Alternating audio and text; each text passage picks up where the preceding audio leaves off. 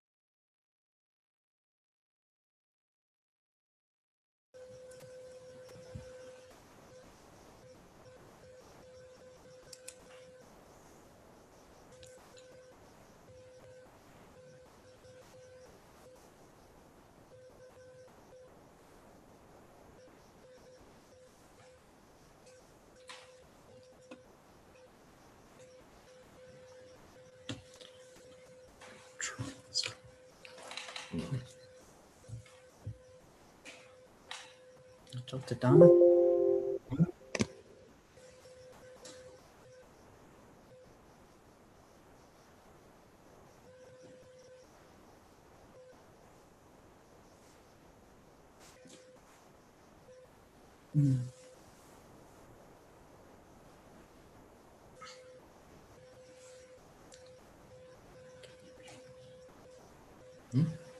Can you breathe?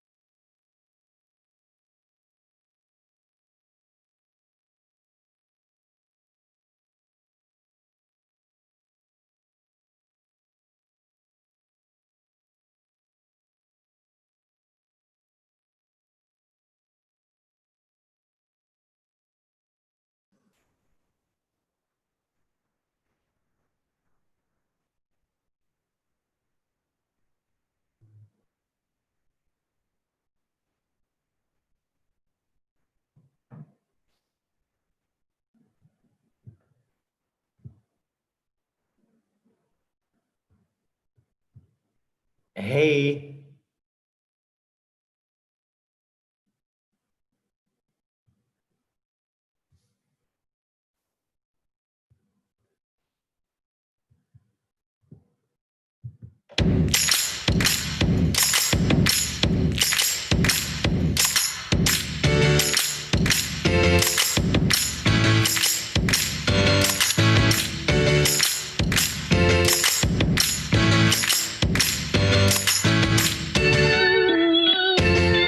Hi everyone, this is Lara from Fila South Africa, and I'm about to tell you your top 5 Fila must-haves for this summer.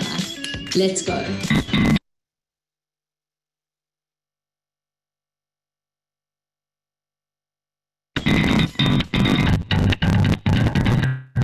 Let's start the countdown at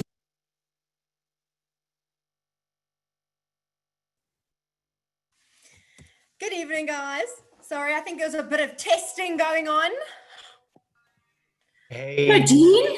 Hello, Hi. hello. How are you? All.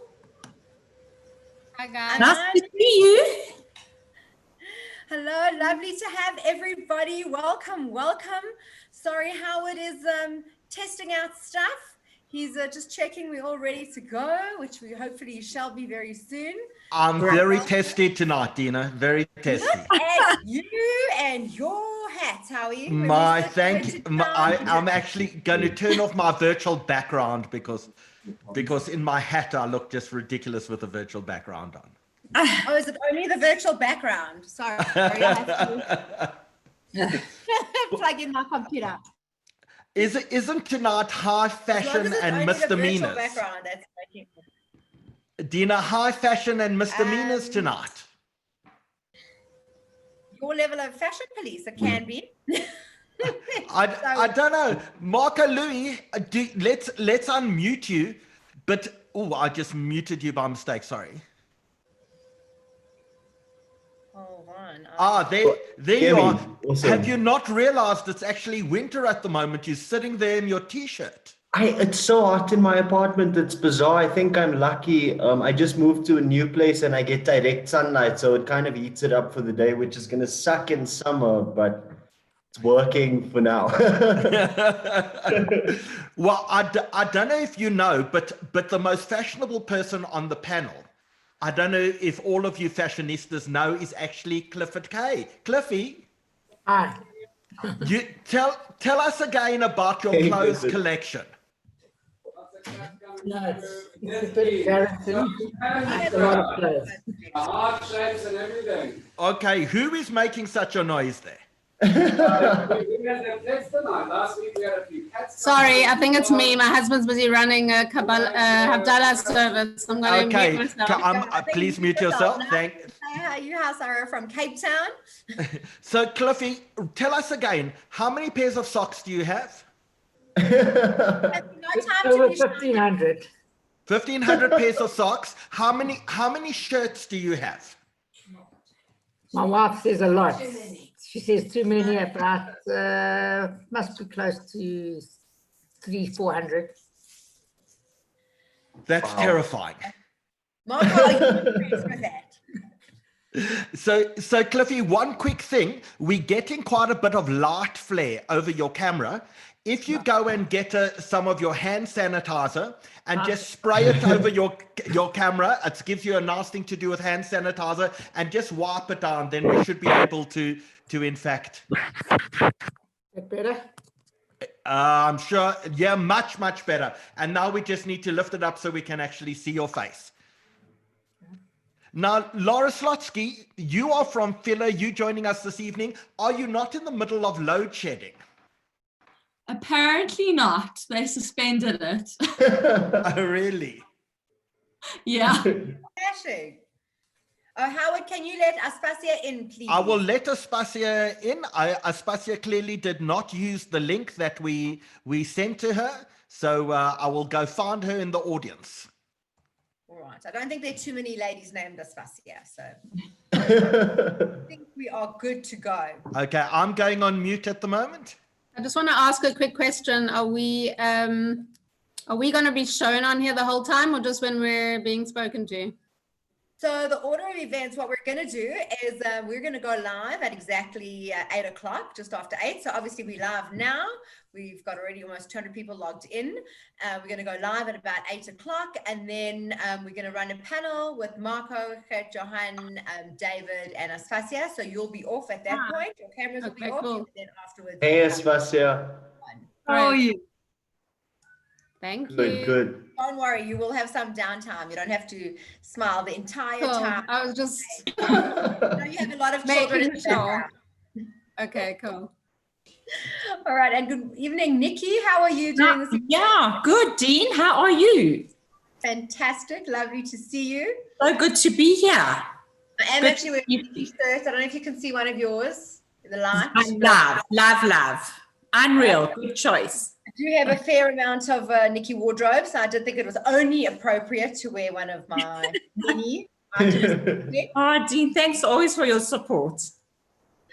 Listen, good stock, got to support.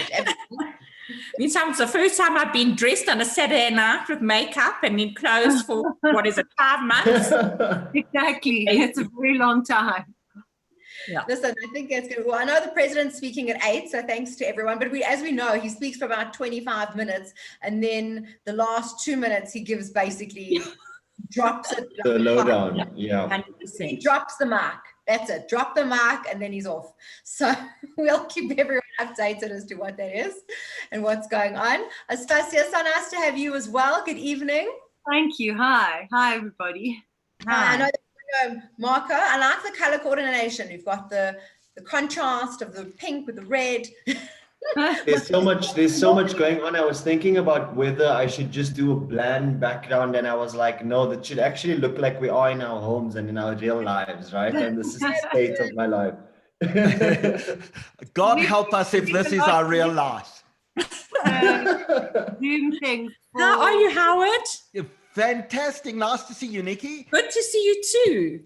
You're looking mightily done up for someone who's been on lockdown for the last 5 months. It was so exciting to get dressed and put makeup on.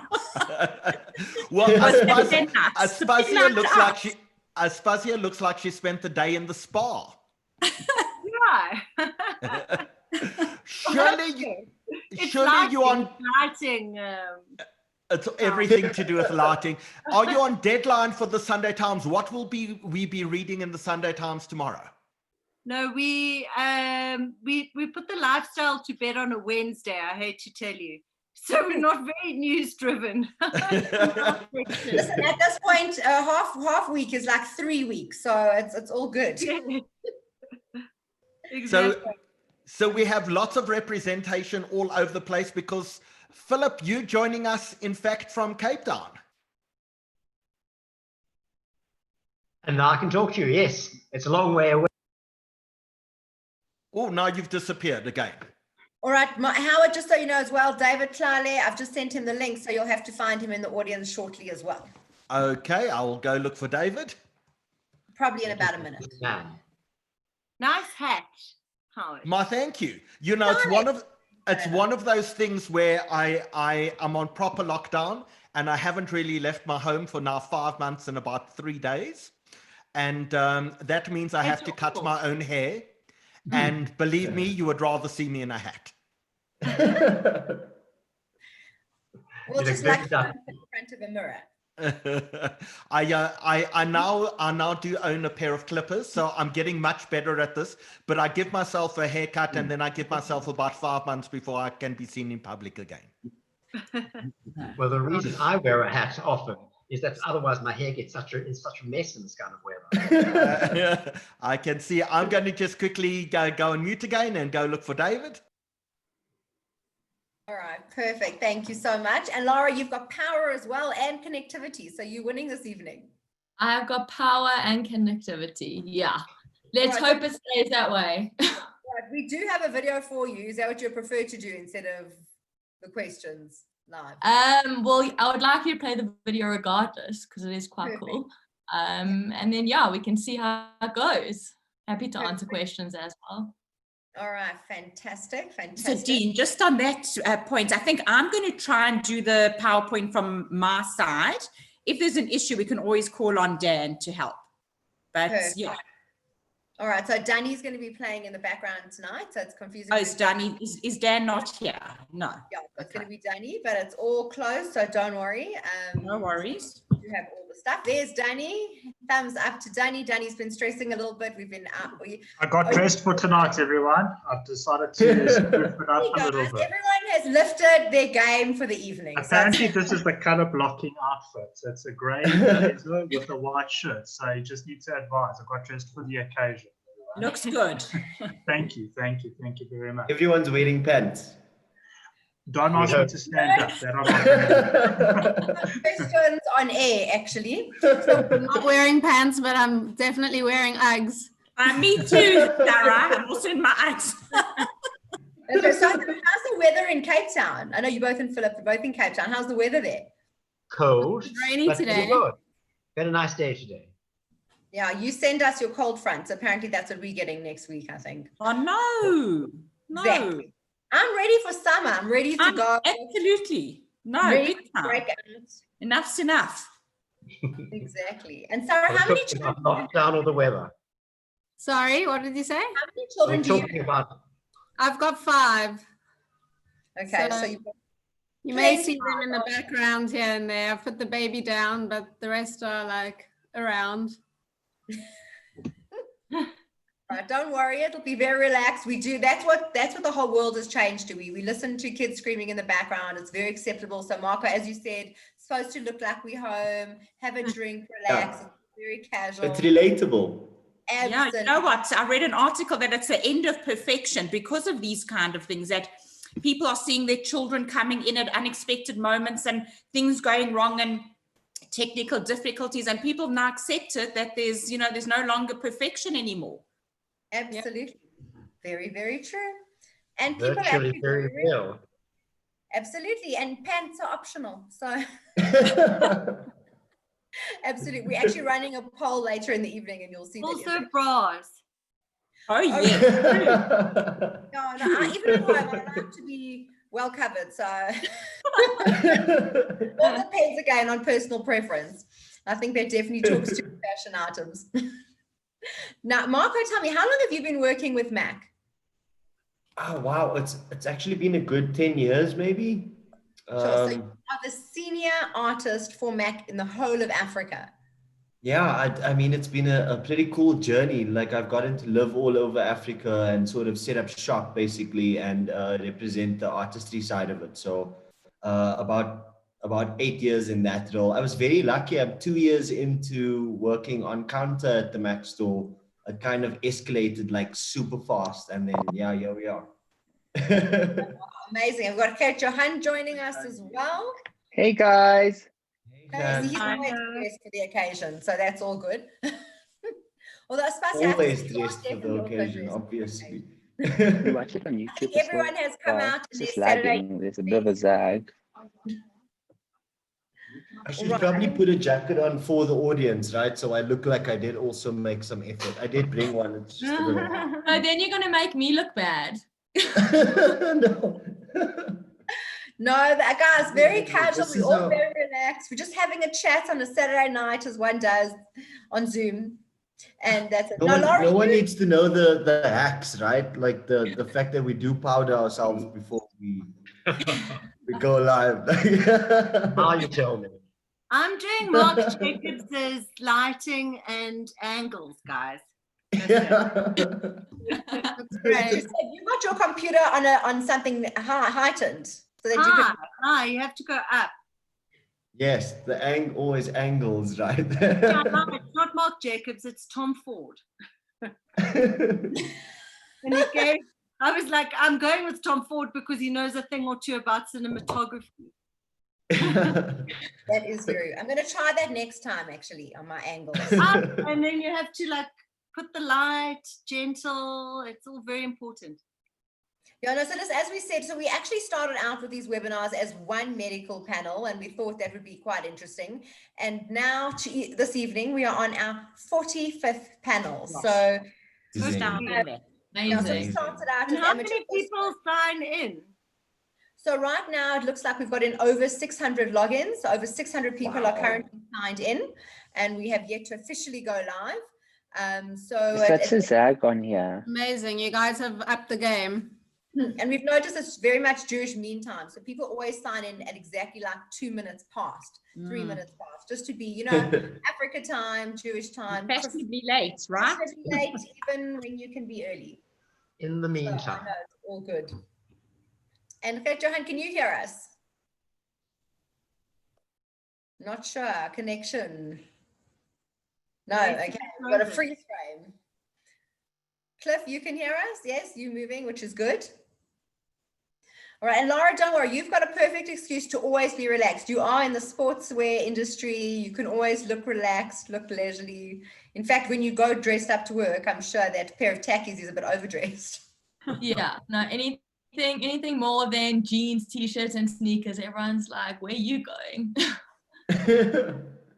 Fantastic. And Philip, what are you going to be talking about this evening? You coming to tell us about something that you're involved with? absolutely. And the nicest thing about what I'm doing tonight is I'm talking about Yiddish, which wasn't cool once upon a time. And here am I in a style program, because it has become very, very fashionable. Because we're going to be talking about the survival and revival of Yiddish in the 21st century. And so, guys, it's cool. It might be a language which is the oldest European language, one of the oldest European languages, but suddenly people are rediscovering it. And I'm finding it very fascinating. And how I got involved was that I started the Yiddish Song Festival in Cape Town, which was supposed to be just a once-off fundraiser for the Cape Jewish seniors, and ended up running for 10 years, from 2001 to 2010. And we would do it every one Sunday in August, 2 shows, and we'd pack out the Baxter Theatre with 1,300 people. And we're talking from very young people who, well, we're not going to mention any ages anymore, but it really was quite a thing that was happening. So, and then we did a documentary about those 10 years, which we're going to do the premiere of, the world premiere, although we have showed it locally a little bit and it's been to 1 or 2 places overseas. Basically, this will be the world premiere. So Yiddish, which they talk about, it's a language, Yiddish land, it's a no place. So I think Yiddish was actually global before the concept was invented. And we'll be talking about what's happening, but we've got an incredible panel of people, number one. Oh, by the way, what's also kind of retro about it, retro fashionable, is what I call a double feature. You're going to get 2 for the price of 1. There'll be a panel discussion, an incredible panel of people ranging from Los Angeles, Boston, New York, London, Cape Town, and Melbourne. So we're dealing in time from 10 in the morning to 3 a.m. the next day. I was going to ask that because I know anytime we've tried to work our panelists into those time zones to do the States and Australia, you literally are asking someone to be up at 3 o'clock in the morning. Well, 3 o'clock in the morning, and Gerrit Klasse said absolutely yes. She is the artistic director of a company called Kadima Theatre Group, Yiddish Theatre Group. And what I loved about her and why I thought she had to be on, besides being very glamorous, she's their logo or motto is, it sounds better in Yiddish. And they're doing some very modern stuff, and it's not just the old songs, the old regulars, which we know so well. So in other words, in fact, the only song that you won't hear, I think, is going to be My Yiddish Mama. And you know that song has got a very South African connection as well. Miriam McKay used to say she probably sang that song more often than any other song in her repertoire. Because when she started out in Johannesburg, her band was playing at Jewish weddings and bar mitzvahs. So the one song she had to learn was Bar Mitzvah Shade, and I'm trying desperately to try and track down a recording, because I think that'd be very special to have in our archives somewhere. That's fantastic. So, yeah. I want to know if anyone in this panel can actually speak Yiddish. So, Marco, I'm going to start with you saying that would be a no. I understand it. My parents speak Yiddish, so that's how we learned. Hello, everybody. David. Hi, hello. Well, good evening to everyone. The time is exactly 3 minutes past 8. A huge welcome to everyone. We have an enormous panel tonight, and we've got so much excitement that is in fact going to be taking place. So on behalf of the South African Jewish Report, a big welcome to you all. This is in fact the 45th webinar that we are doing since the start of lockdown. Dina, I still cannot believe we've gotten through 45 webinars, and Saturday night is our fun entertainment nights. Absolutely. We've had a few serious topics. And so now on a Saturday night, we always like to lift the mode a bit to get people involved, show them what's up and trendy. And I think tonight we have got the most superb panel. I think we've got the experts in the industry from fashion but in high end, in European fashion, in local fashion, from makeup to lifestyle. I think that we have literally got the most unbelievable panel this evening, and I'm so excited. I'm hoping to learn a lot of tricks tonight. So just a reminder to everyone, if you haven't received your latest copy of the Jewish Report, go to, if you're in a block of flats or townhouses, go to your security guard. They probably have them. Otherwise, go to your local Woolworths, your Pick and Pay, your Spar and your Dis-Chem, and pick up a copy of the Jewish Report. Dina, did you read it over Shabbos? I did read it, yes, indeed. I know we had our headline story about the high death rate of the community, you know, always a fun pick-me-up kind of story, but something very relevant, unfortunately. But yeah, always such fascinating stories. I mean, I think our editor, Peter Cross-Maunda, is just phenomenal. She continues to absolutely lift the level of the paper with such content, such journalistic intent. It's just unbelievable. So yeah, definitely something that people should pick up. Otherwise, they should go online and download their copies. Fantastic. And also, if you don't follow us on Instagram, this is your opportunity. Please go follow us on Instagram. So pick up your phone, point your camera through at that little icon that you see on your screen right now. You can follow us on Instagram. We'd love to have you join us. We post news, interesting events, and great content on Instagram. So we would absolutely love to see you there. And a reminder as well, we have about a week left before nominations close for the Jewish Achiever Awards. So we would love, if you haven't had a chance to nominate yet, a huge opportunity now. You're in the last week. Go click on www.JAA2020, which stands for Jewish Achiever Awards 2020.co.za. And we look forward to seeing you there. Danny Kedar, a big thank you to you. You're working all the dials and the panels tonight. Danny is CEO of the Jewish Report newspaper. Danny, great to have you with us. And we have a fascinating evening ahead. So, Danny, thank you for everything. Wave at everyone. And after that, we're going to, in fact, turn off Danny's camera. So, Philip, you join us from Cape Town. Hi there. Hello. You were telling us a little earlier about a Yiddish festival that's taking place next week, Sunday. Give us the 2-minute version of that. Very briefly, I said I was thrilled that Yiddish has made it onto style.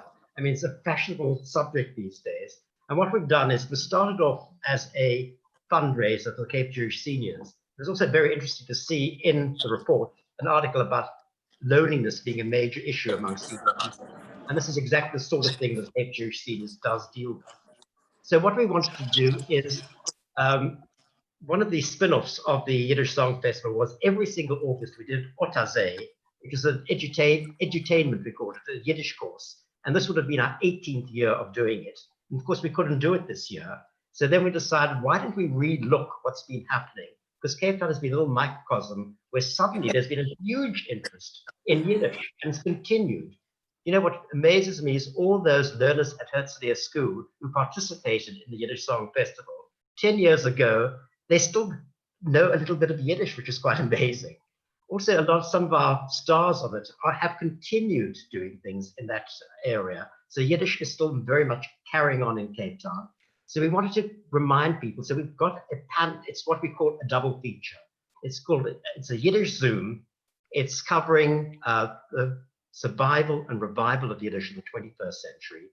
We've got a panelist, including Scott Feinberg, who's going to be the moderator, who is from the Hollywood Reporter, an incredibly professional interviewer. We'll be dealing with people like Shane Baker, who's not even Jewish, who's the director of a Congress for Yiddish Culture. He speaks the most impeccable Litvak Yiddish.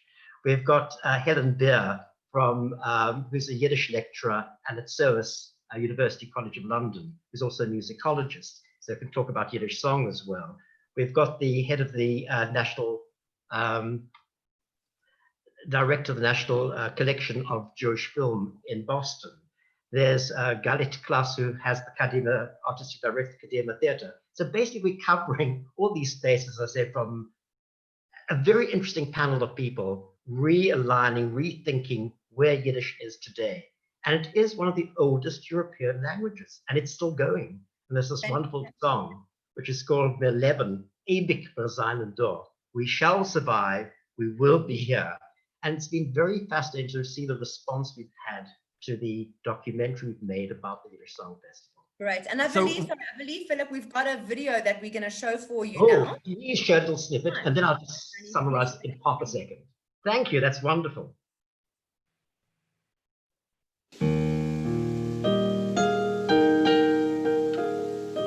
From the shtetl through to vaudeville, to musicals and onto Broadway, the influence of Yiddish song has been considerable. Chitty, chitty, oh, chitty, oh, oh, oh, oh, oh, chitty, oh. I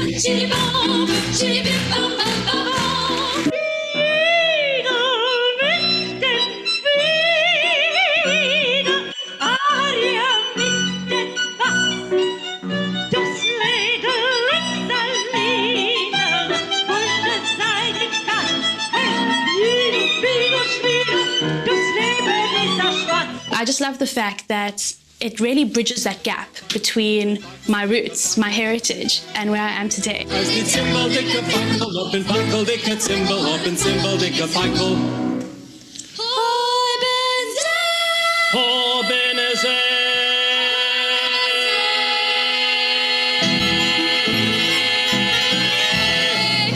Ai, ai, ai, Wels, mein Städtener Wels, mein Hebeler Ruh, ich hol meine kindische Jung verbracht.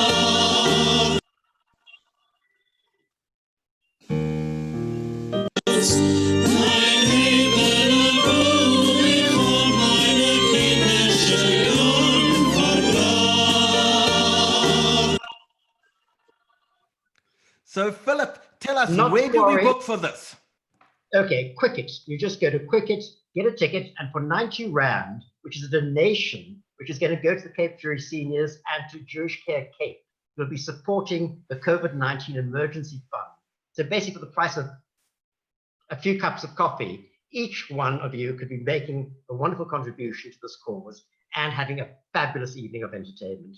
That snippet does give you, by the way, there's no problem with the sound because we've had it, it's a pre-record, so it'll be easy. You'll have some wonderful music, wonderful entertainment, and come along, see it. And did you see, by the way, how many children, learners, teenagers were involved and loving it? The one song, by the way, we couldn't include was A Hard Day's Night in Yiddish. We had copyright issues. But they did everything. Well, that looks amazing. Everyone must go to Quicket, book their tickets. Thank you so much. Stay warm in Cape Town, and we hope that you have an amazing reception for that. Thank you so much. Week. See you next week. Thank you. And in fact, Danny will post the details of Quicket into the chat section for anyone who would like to actually attend. So we look very much forward to that.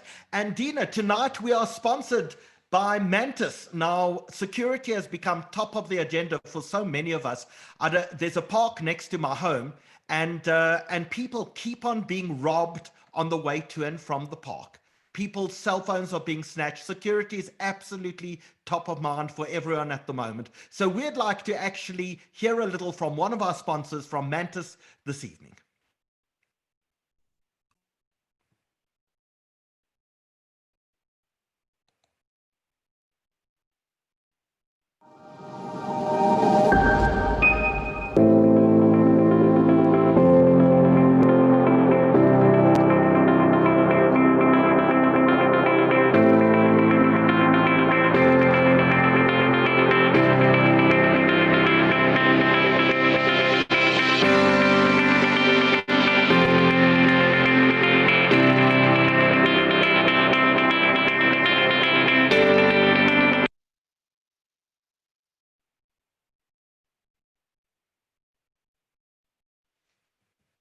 Danny seems to be having issues tonight.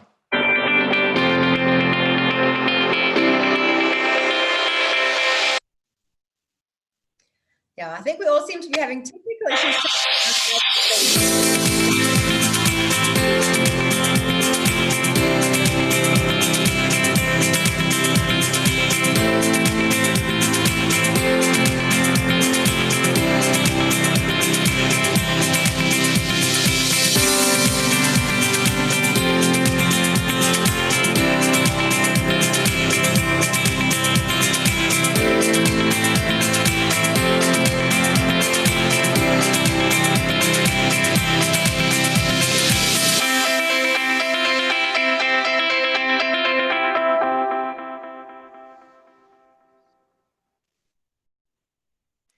So Dina, tell us about this very illustrious panel you've gotten together for tonight. All right, so tonight I'm so excited. We have the most unbelievable lineup. We have Gert-Johan Coetzee and David Tlale, both unbelievable, renowned designers in South Africa and abroad who have dressed celebrities from the world over. So excited to have you both on the panel. We have Marco Louis Fro, who is the senior artist for MAC in the whole of Africa. We have got Aspasia Karras, who is the publisher for so many things, predominantly the Sunday Times Lifestyle, and also the previous editor-in-chief of Marie Claire. We have Sarah Feldman, who will show us that you don't have to be frumpy to be from, with an entire line that she has of her own. We've got Nikki Breger from Nikki Boutique, who has, which is often won Best Boutique. We've got Laura Slotsky from Fila, and we have got Cliff Kay, who is the paint guru who knows every single thing about color, has got a wardrobe to prove it, the socks to color it, and just everyone to give us an amazing, amazing lineup tonight with so much content. I think it's going to be an unbelievable evening. Fantastic, Dina. Well, in fact, let's kick off. And where do we begin? So let us start with asking, I think let's start with you, David. So you can hear us. Have you got us all there? You look yes, ready. I can hear all of you guys. Hi, Dina. Thank you for having me. Thank you so much. Thank you to all of you for making yourselves available on a Saturday night. I know that there's not lots of places to go, but we still appreciate you being with us. So let's tell us, David, where did you start off in terms of how did you get into fashion? How much time do you have, babe? I mean, like, seriously. Your top level. High level. I mean, I was starting to be an auditor, and this was like many moons ago. And I got bored, and then I went to study fashion. And it was a roller coaster within the family, and everybody just like, it caused like a huge family feud. But ultimately, everybody got to accept it. And then I graduated, then I became a lecturer. I lectured fashion for 4.5 years. 2003, entered for the Elle New Talent, won the competition. That's basically how I launched the brand David Tlale. And I mean, I've worked with amazing brands and winning many awards. I worked with House of Monatic. I was creative director for Kaduchi Women for about 2.5 years, which was a fantastic platform, and which is based in Cape Town. And that really taught me quite a lot and gave me an amazing global, I would say, introduction, where we started going to like Premier Vision, going to Umo in Italy. You know, it's like so many things.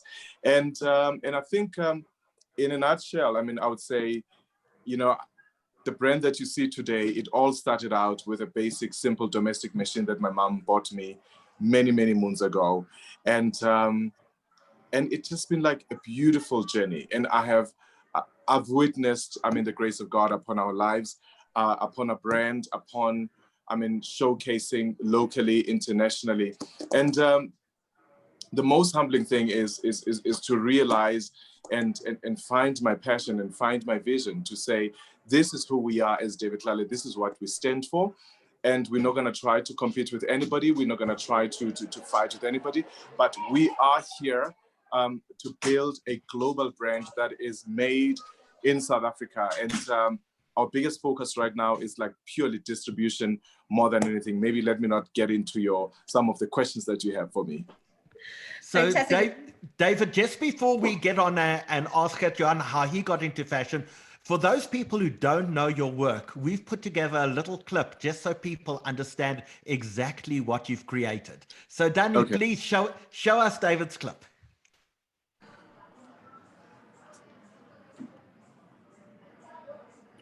There must be some kind of way out of here, said the joker to the thief. There's too much confusion now, I can't get no relief.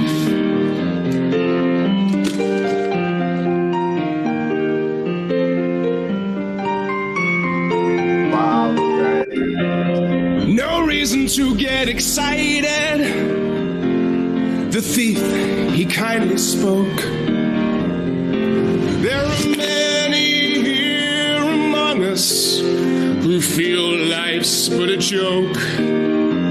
But you and I, we've been through that, and this is not our fate. So let us stop talking falsely now. The hour's getting late.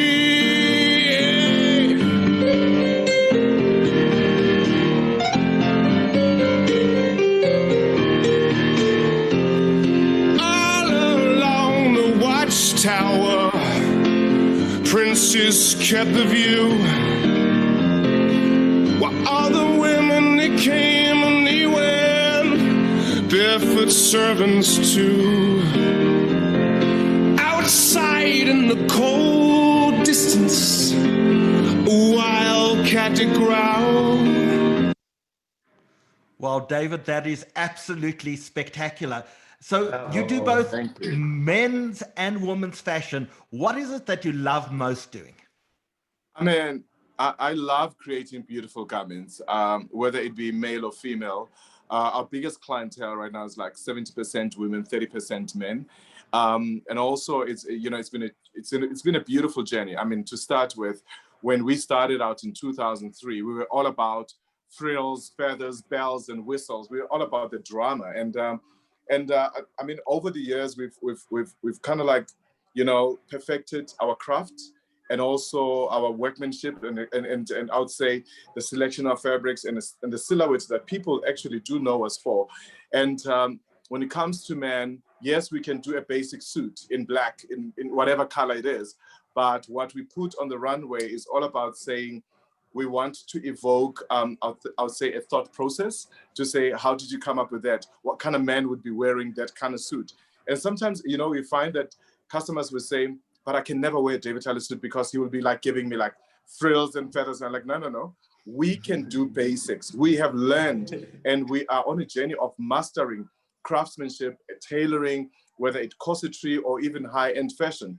And we always say to people, do not be scared of what you see on the runway. The runway is basically our canvas. We showcase our creativity, but don't be fooled and think we can't do basics. We do basics very, very, very well. So what happens to a designer during lockdown when people are not going out?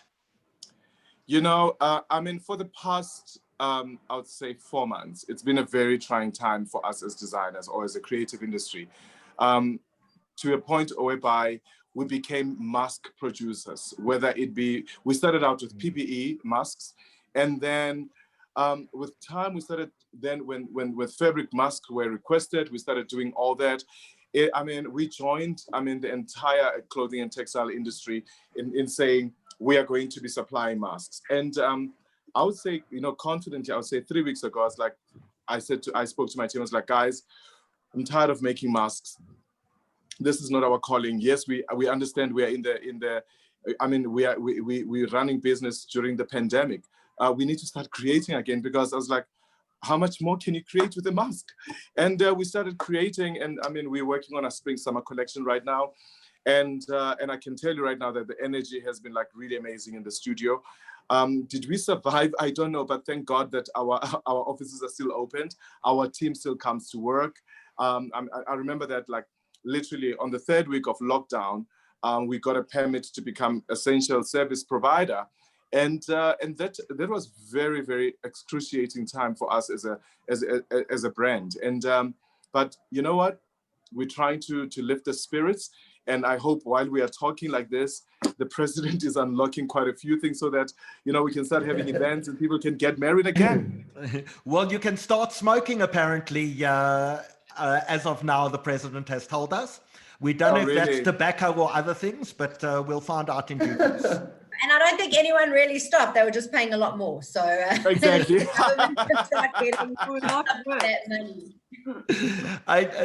You'll notice, David, that in fact Lebo in fact says, David, my classmate, was my best and neatest sewing work at primary school. Love and celebrate him to bits, from Lebo Charity Sibanyoni.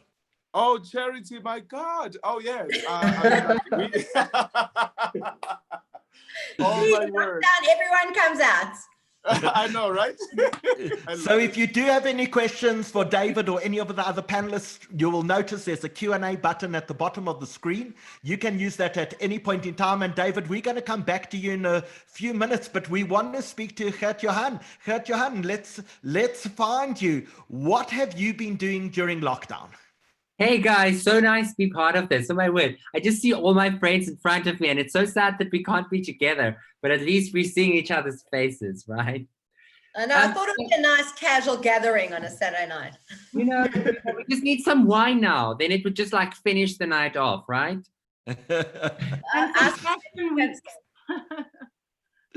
So during lockdown, we have been very creative. So it really has to rethink the whole business module of what is couture in 2020. And that was actually such a fun challenge because I think it has pushed boundaries in all the creatives so much that I can't wait for my new spring summer collection to come out because I think it's just going to be so unique and so different because I've sat on it and really like sharpened my tools a lot in this last 4 months. But otherwise, we've been lucky that before lockdown, the number one question that I always get asked is, Gert, where's your shop? And I've always been a digital designer. So I've always had my online store. And when lockdown happened, it was just really growing that more and really just going into more of the loungewear side of it and the more relaxed clothing side of it. That has been so much fun. So we've been creating hoodies, we've been creating masks, we've been creating corsets and hoodies, we've been creating boyfriend shirts, and just all fun things for the fashionistas to wear. I think as long as you keep fashion exciting, people will be excited about it and they want to dress up and just put on a little bit of makeup and a bit of gloss for Instagram and TikTok and just rock the world and stay positive. Absolutely. I mean, I saw those corsets with those hoodies. I thought that was definitely inventive. Thank you. To wear a hoodie. So Gert-Johan, how did you get started in fashion? Wow. So my story was a little bit different than most designer stories. I've always done fashion. I was literally born with a needle and thread in my hand. And I've always kind of like created clothes for my sister's dolls. And at school, I hated school. And I was just always like doodling little pencils and making them little tissue paper dresses and just never paying attention in class. And then at some point, my dad was just like, done with it. And he's like, we are wasting your time. You're wasting our time. Let's just leave school and let you go study fashion. And I'm so happy and grateful that he actually suggested it, that if it wasn't for that, I wouldn't have been here today. So I dropped out of school when I was 16 and I went to study fashion and I've never looked back. It has been such a beautiful journey and just so positive and so colorful that I can literally wake up every day and live my best life and also not just inspire myself, but also be able to put a smile on other people's faces through the language of fashion. And I think that is one of the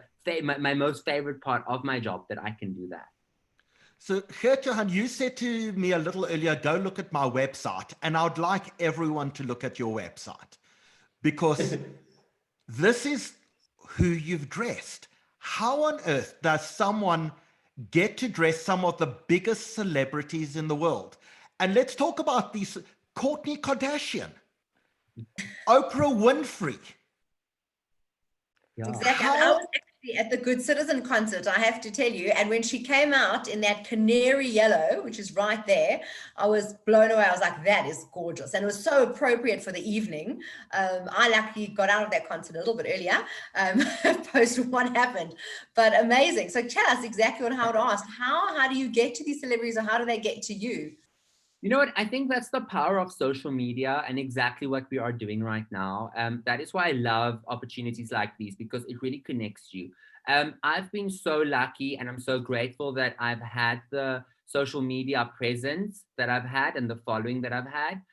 So most of my work and most of my clientele comes out of Instagram. I think it is so strange. The other day, somebody asked me for a business card and I was like, yeah, my Instagram handle is @Gert-Johan Coetzee, because that I think is what life has come to, is that it is such a beautiful business card because you can just literally see what work is. And when our Instagram and social media presence started blowing up, was when we stopped trying to be in a cookie cutter like every other social media personality, when we just started showing our work and what we do and what real people look like in a chatcha and Coetzee dress. I mean, we all know a model, tall, skinny, very, very petite, but what does a real woman look like in a chatcha and Coetzee dress? And I think that is kind of what our social media catch is and our niche is that I can create something for a real woman to bring out the best part of herself, to shine and really just like exert that personality and that positivity. So spill the beans. Kardashian, how did that happen? So that was so much fun. I was so young. I think I was about 21 years old when the Kardashians came to town. And a very good friend of mine, Lebo, said, "Well, Gert, I'm having dinner with Kim and Chloe. I think you should design her something and I'll give it to her." And I was like, yes, let's do it. And it was such a thing. And we created these beautiful dresses. I created one for Kim and one for Chloe. And then Kim's dress didn't fit her because that was way before we started speaking to the stylist. This was when we still had to Google their measurements and just hope they would wear it. And Saint packaged it beautifully and Lebo gave it to her. And unfortunately it didn't fit her, but it did fit her sister, Kourtney, which was so great. And then she ended up wearing it to the People's Choice Awards in Hollywood, which is one of the biggest award shows in the world. So that was an amazing kind of like pivot point in my career as a designer and really just elevates me to the next level. And it was such a great experience working with them. And they really was very supportive in celebrating Africa and African craft. So that was just so amazing to be part of that. And Oprah, we have to ask about Oprah. So Oprah was so unreal because we got a DM from her stylist and on Instagram, and they wanted something beautiful from a South African designer. And Oprah has seen some of my work and she wanted to work with me.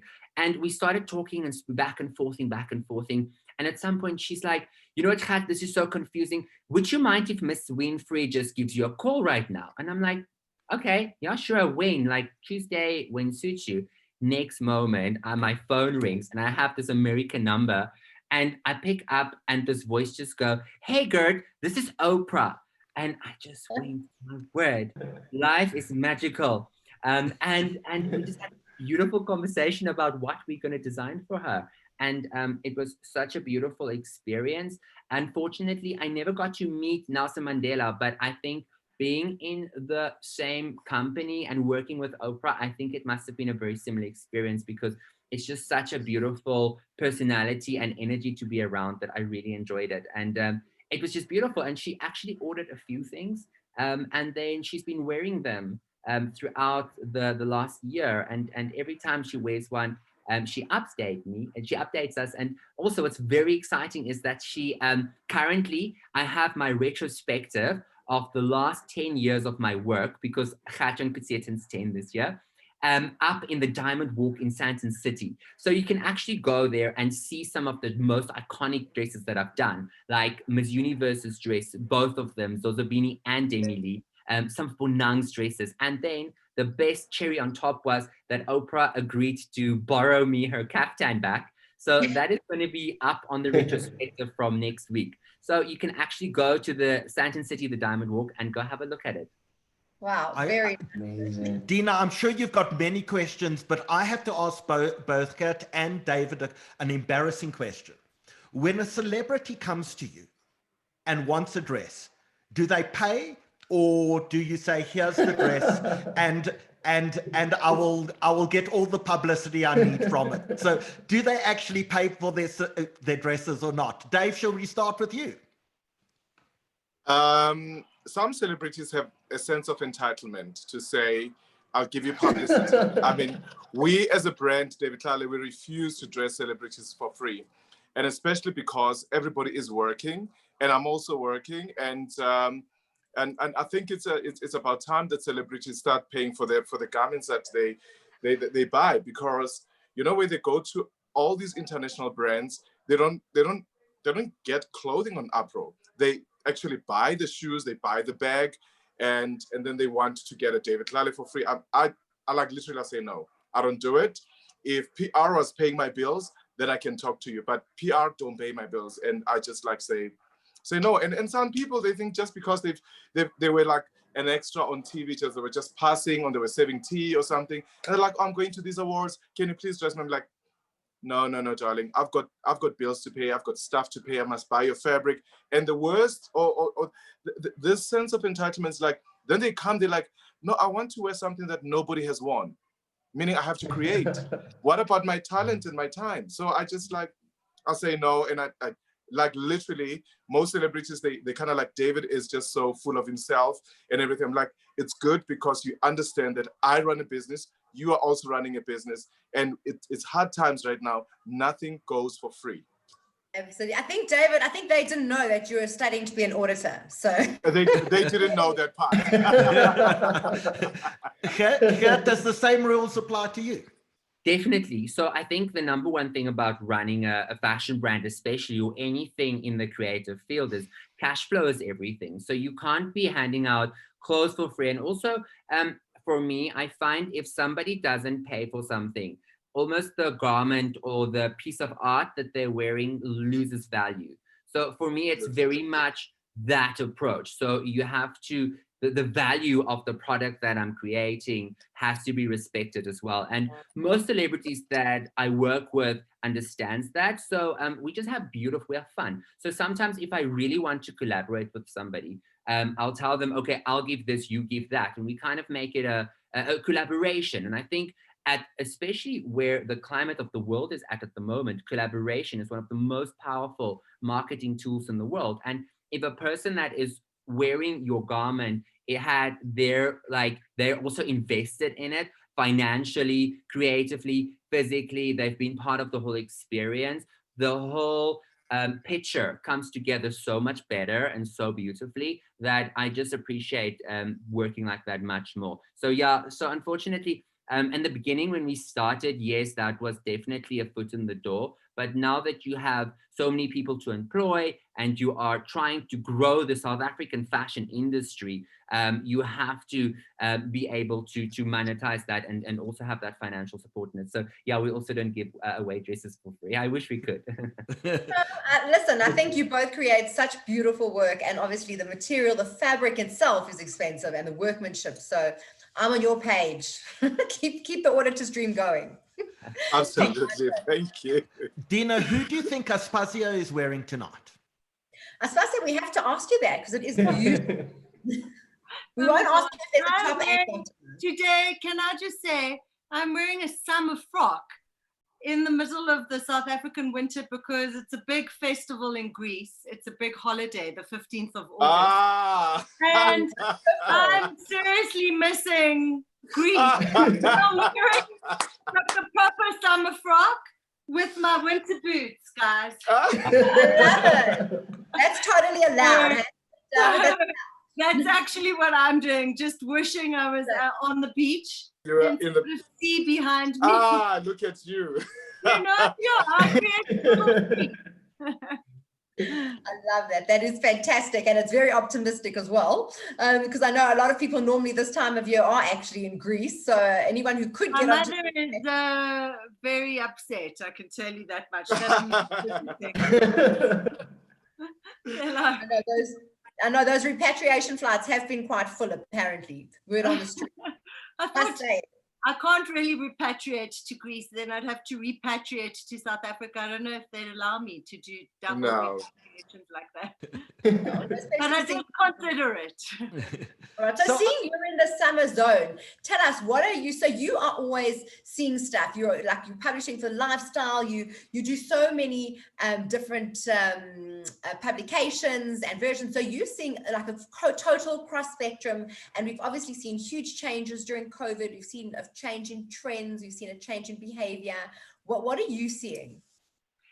Well, I mean, I think what is most significant and what we've experienced really, even in South Africa, is that obviously fashion weeks have been cancelled all over the world. And it's kind of, as Gert and as David was saying, it's allowed a period of reset, a small sort of hiatus where we could think about what is it that this fashion industry is about. Like when you talk about couture, when you talk about making amazing garments, what is it that we're actually doing? And I think for a lot of designers, for a lot of the fashion industry globally, people have been on this terrible treadmill, which has required an incredible amount of production, a lot of competing with fast fashion, the environmental impact, the impact on the designers themselves and their ability to actually be creative. So it's been very interesting to listen to Gert and to David talk about just having that time to take a step back and ask themselves, well, what is it that we're doing? Why are we making clothes? What are they for?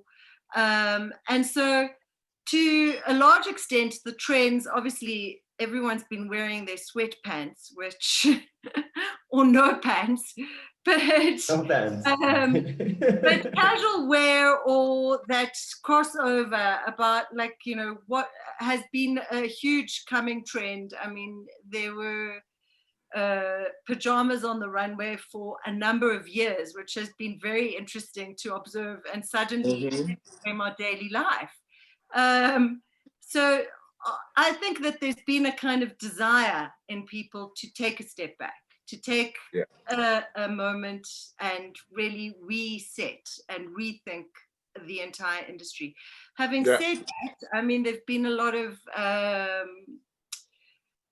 people who've fallen by the wayside. I think large retail has, and it will be very interesting to hear what retailers have to say, but certainly large retailers. I mean, if you look at New York, Barney's, Neiman Marcus, things that were coming in the industry have happened kind of at a very rapid rate suddenly, where that kind of experience going into a large department store is under threat. It's not an experience that people want. What do they want? They want a personalized, creative, interesting experience.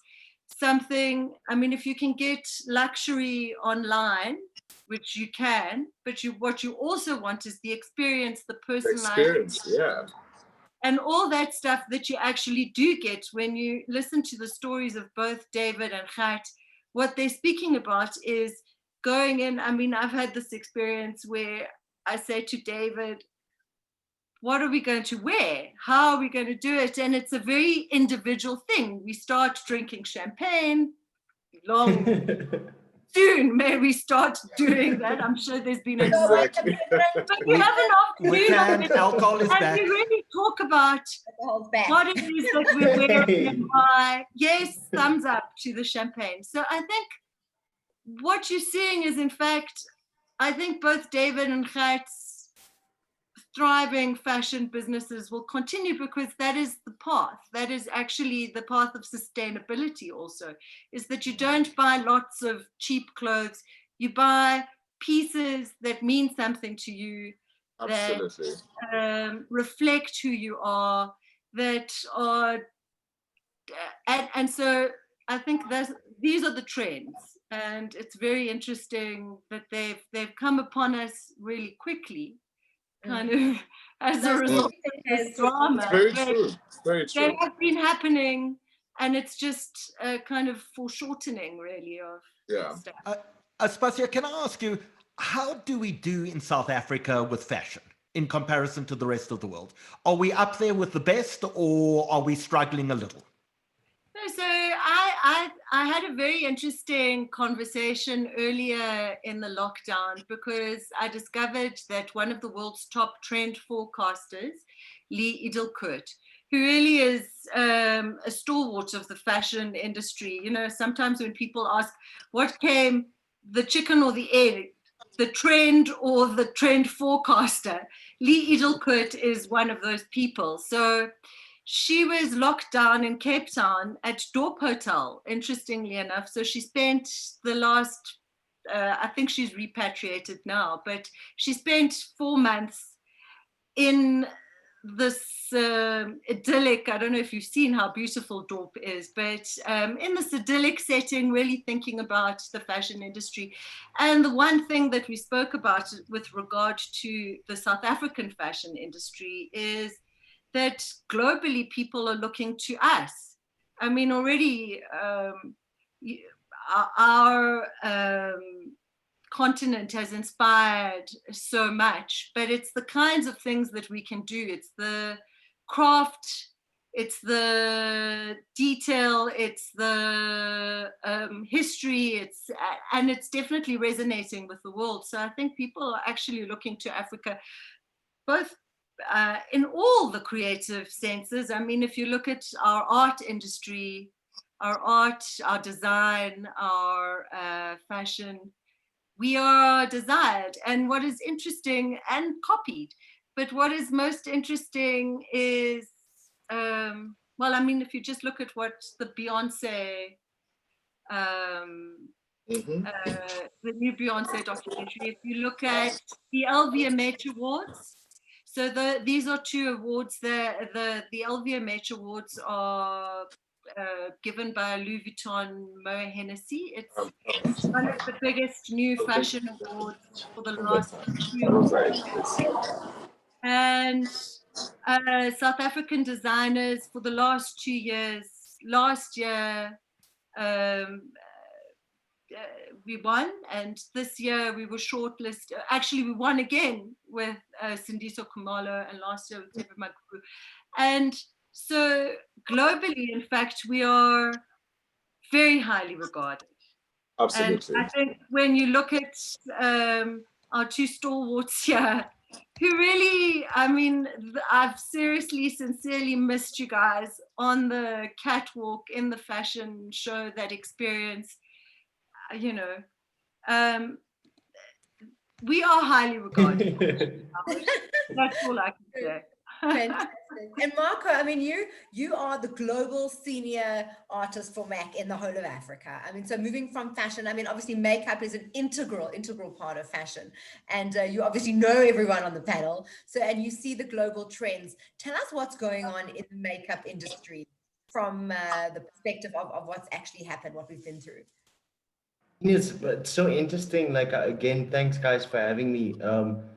It's so incredible, like just seeing the panel. I've been lucky enough to work with David extensively in my career all over Africa. I mean, we do annual Uganda trips, Nigeria, kind of backstage. Like, I've been very lucky in my career to be able to experience fashion is in its entirety, really, and then how makeup plays into that. Quick funny story, Aspasia, and this must have been like 10 years ago, but I think I was 25 years old when the first edition of the Style Apprentice happened, and I made it to top 10.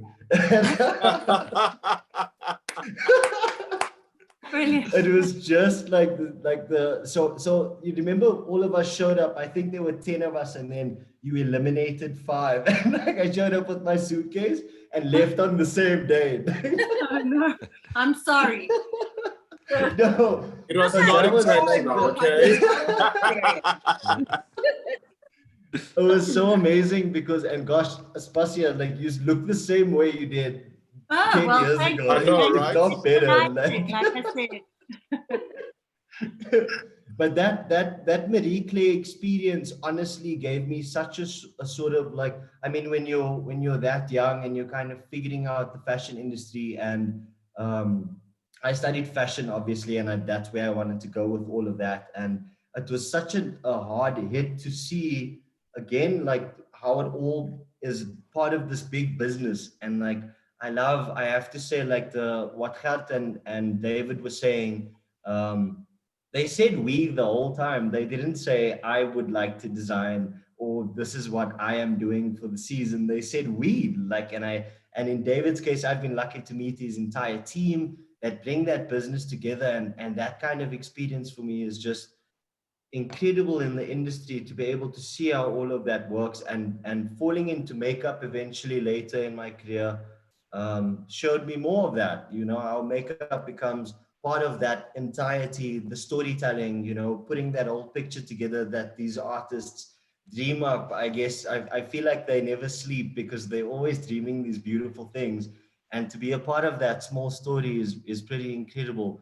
The trends I think are interesting this season because of all of this, and obviously like makeup is obviously you think that when you go and look for makeup on Instagram, it is what is the loud liner or what is the loud lip for this season. And what I enjoy most about makeup and the way that I sort of enjoy doing makeup is very much the same David and Gert was saying about empowering someone with our craft.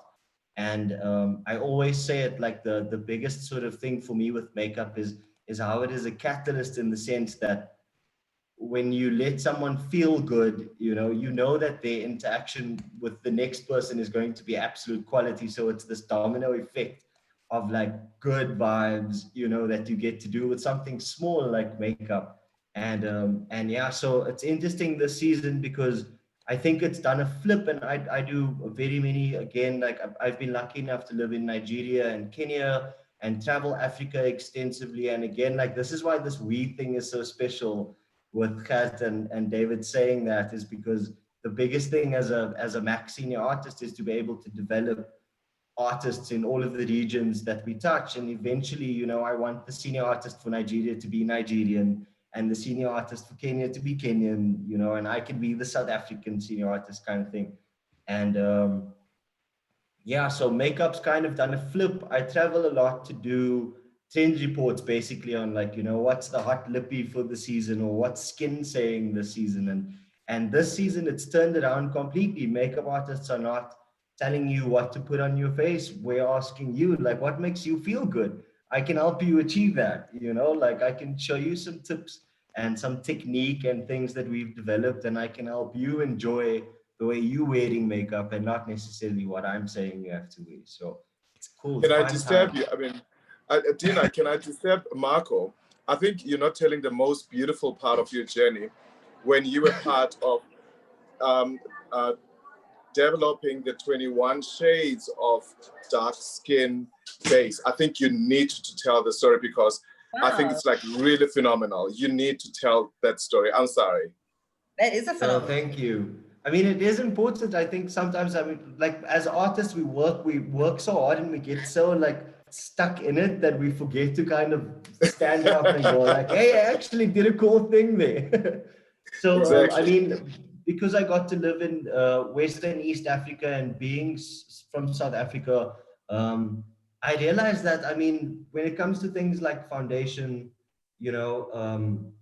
dark to light, right? Like that's what everyone thought. And working extensively on skin tones, I realized that there were some moments where, and this was kind of how I pitched it to our New York labs. I was like, I've worked on models who are, for lack of a better term, aubergine. Like, so she's got blue undertones, and there isn't a foundation that exists that is blue. And I think, and this wasn't from MAC Cosmetics, but kind of in the professional industry, a lot of artists were saying, but if she's got that deep undertone, then that means she's probably flawless and she doesn't need foundation. And I was like, but she should have the option though. Like, what about women that are that color that are not models, that do want to, a girlfriend's putting on foundation and concealer for the evening. And we all know that something comes from doing your makeup when you're going out and putting on the fancy David Tlale jacket to go hang out. And like that experience in itself is something that again makes you go out and give quality experience to people. And so makeup is very much part of that. And I was like, and they were like, you know what? Okay, cool. Stop moaning. Just mix the foundation then. So I did, and it was a 2-year process. And MAC launched the extension of the foundation ranges. And I don't have the concealer palette on hand, but like they are blue foundations now, basically. Like, and I. So Marco, bravo! if we're all wearing masks at the moment, Marco, how do you put on makeup if you're wearing a mask? This is such a great question right now, and I've tried to even like address it on my Instagram, but I have a friend, Mo, who lives in the building, and obviously being locked down, like it's the two of us kind of like figuring out how we're still gonna enjoy our fashion and our hair colors and our makeup and whatever. And he wasn't really a big makeup wearer until one night we were hanging out in my apartment, and I was like, dude, trust me, like just do the whole thing with me. And now he wears the 15 parts of like a full face every day. And then he moaned one day and he was like, but so all this expensive makeup just to rub off on my mask? And I was like, wait, there are tips though. So Howard, to your question, like a woman who loves lipstick is going to wear lipstick regardless of the mask or the whatever, because of what we spoke about, like the power that comes from fashion and dressing up and wearing makeup. And there are tips and products like MAC we just launched a new Powder Kiss liquid lipstick that doesn't transfer. So you can wear your lippy at home, look awesome for your Zoom calls, and then go out to the garage to buy your Coke or whatever. And when you come back, the lipstick won't be on your mask. That's really amazing. I found that problem in the beginning. So Marco, you've actually given us a few images that you'd like to show. So won't you talk us through? Danny's going to share them on screen right now. This was, I have to say, like kind of like last minute, I was like, you know what, like I do actually have some images, and like, I mean, these are just grids from my Instagram. Like this was Port Harcourt Fashion Week. I mean, like, does anybody even talk about what's happening fashion-wise in Port Harcourt? And David will attest to this. Like we do the annual, I don't know what's going to happen this year, David, but we do Uganda, the Abryanz Style and Fashion Awards. We do. It's gonna be virtual, Tlale. It's gonna be virtual. Like, yeah. So Danny, show us the next image, please. But yeah, like just some of like the creative things. That was Paris Fashion Week. Again, I'm super lucky to be able to go to all of the international fashion weeks. And I have to say, and the senior artists in Africa or globally for MAC Cosmetics are the team that make up the backstage for International Fashion Week. So we start at New York and we go to Milan Paris, London, blah, blah, blah. And the best for me is coming back, and like the best part of my year is GT Bank Fashion Weekend in Nigeria, because that is where, love that one. And it you have to at some point, like it is just the biggest, all the stars show up to play. This was GT Bank Fashion Weekend, and I mean that's where we get to play with makeup, we get to play with ideas. It's all African. They do premiere a lot of international and I remember the first GT Bank Fashion weekend I did, the big premier designer was a European designer. And then, I mean, someone like David Tlale shows up, and like the premier designer was actually going to be African all this time to show us what fashion and what makeup is supposed to look like for that season for us on our continent, you know, like, and like Kat said, like, it's great to see that on a beautiful model, but you know, what is the everyday woman going to look like in these things that we dream of ever so carefully in every moment of our careers? So my most beautiful is that the gold dust that we did at GT Bank with Chanel and Yaise, that was like super amazing. That was like, it was really beautiful. Yeah. So let me I have to quickly say, like sorry, Dina, like just in there's always this kind of moment as a key makeup artist where we go to the designer and we go like, you know, what's the collection about, and you know, what is your story, and then I'll try to weave something with that for you, obviously to add to what you're going to showcase. And I remember in the beginning of my career when I started off, and I went from events team when I was working on counter to like just like slowly backstage with David, and David would tear us apart going like, no, like do you know how to do makeup? and he would make us do these incredible things that would really push the limits of not just makeup, but how the wearer then, after she's gotten that, to understand herself and how she enjoys fashion. To get to a point, David, I have to say, like of late in my career, I'm lucky enough to be backstage with you somewhere in Uganda or Nigeria, and you go, you know what? I've seen your work over the last 10 years. Just do what you do, man. Like, and that, like, for makeup artists to be platformed right now in the industry, where it's not just like yeah, just go touch up powder in the corner. You're asking us to weave these dreams with you. And like, I think I speak for so many makeup artists when I can say thank you to designers for going, these guys are actually like pretty incredible visual artists. Let's give them Absolutely. the time of day. So Aspasia, you mentioned Beyonce. And I want to play a game because Beyonce's latest album that she's brought out, Black is King, and she's in all of these African gowns. So while you mentioned it, I quickly went and I went to download some images. So Aspasia, between you, Marco, Gert, and Dave, I'd like you to maybe critique a few of the images from that. So let's start there. What do you think? Aspasia, this is you. I say nothing.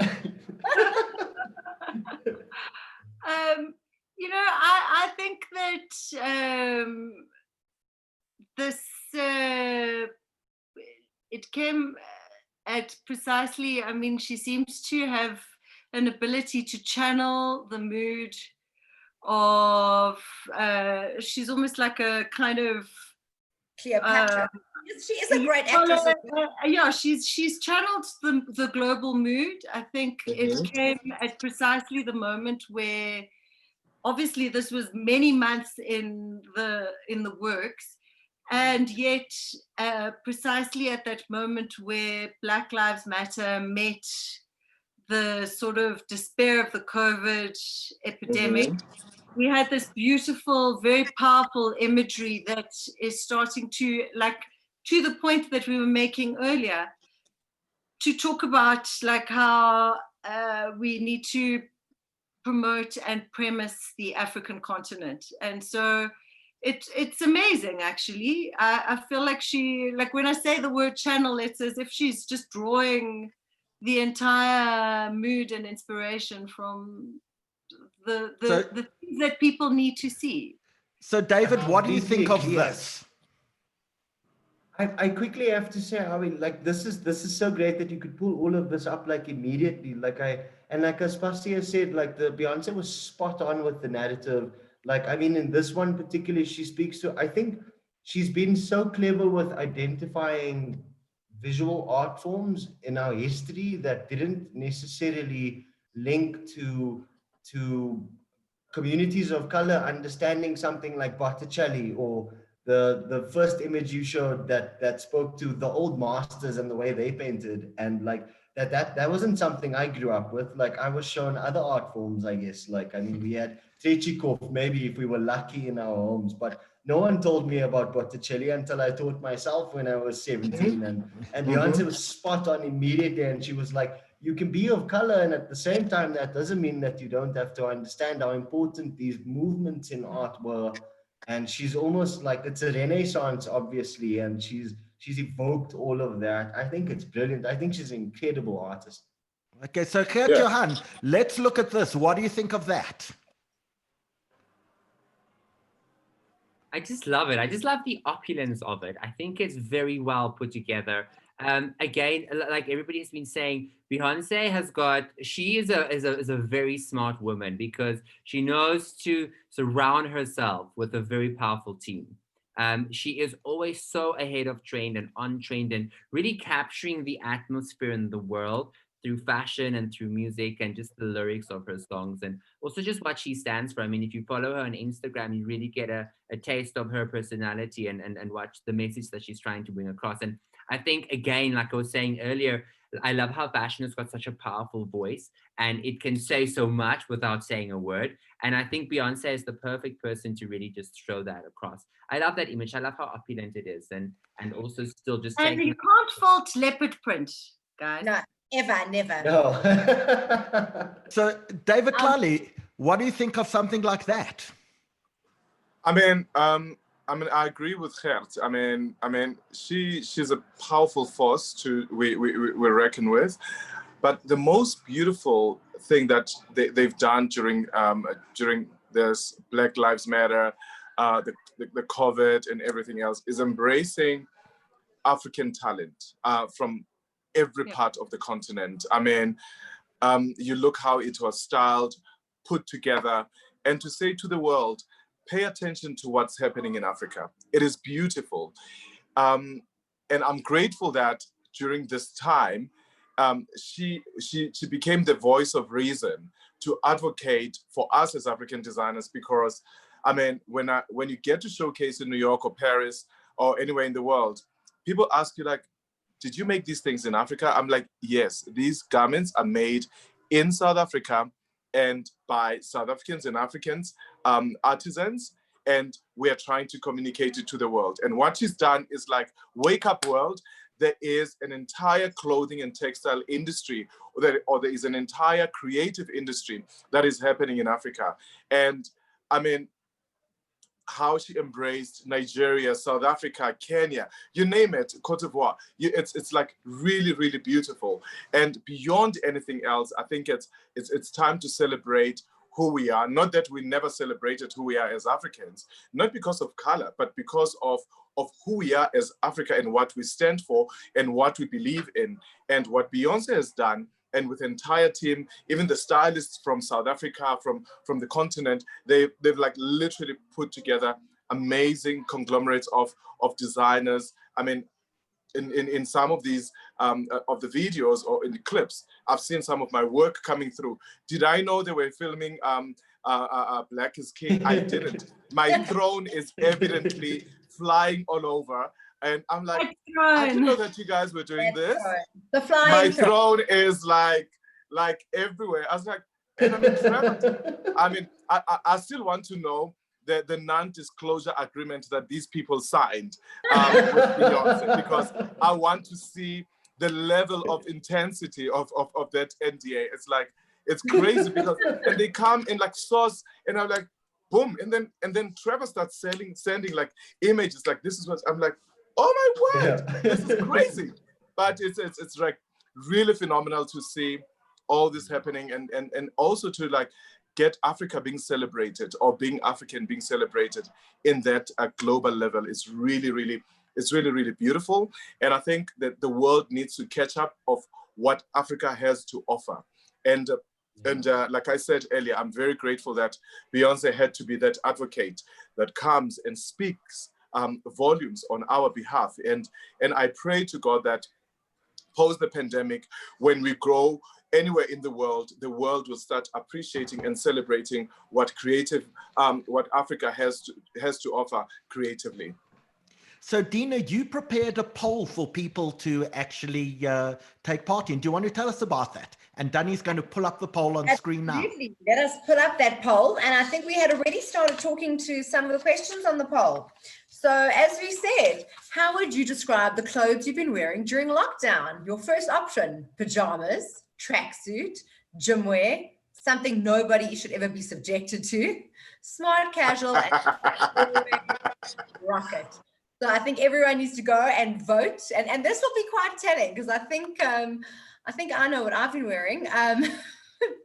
So I want to know, Gert, do you actually wear your tracksuit pants at home, or are you always dressed up?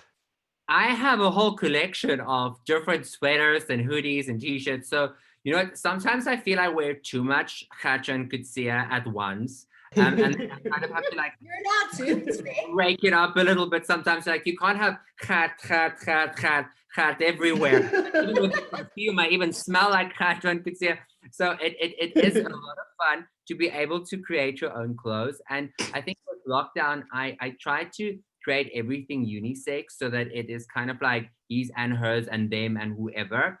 So it has just been such a like great time. And before lockdown, I used to dress quite formal. And I think in the last 5 months, I've kind of like relaxed a lot into my street style, kind of like alter ego more. So that has been great. Like I think tonight I'm wearing a very comfortable t-shirt and one of my tracksuit tops. So it's just very different, because now in the past I used to create formal clothes, and now I create more loungewear. So it's also just kind of like the times are changing and you have to keep up with it. So Dina, we have the results of the poll up, and in fact 32% of people say they've been wearing a tracksuit during lockdown. About 9% say they're in pajamas, Only about 28 are smart casual, and 5% say they always rock it. Dina, my sense is you always rock it. Let me tell you, I try. I think we've had a few webinars, so now I think there's a bit of pressure. It always just depends, though. You'll see our next poll. The question was the top and the bottom. So do they always have to match? So we'll definitely get to that later on in the evening. So guys, you're going to stay on the panel, but we're going to introduce some other South Africans involved in the fashion industry as well. And we're going to start off with an advert from Nikki Boutiques.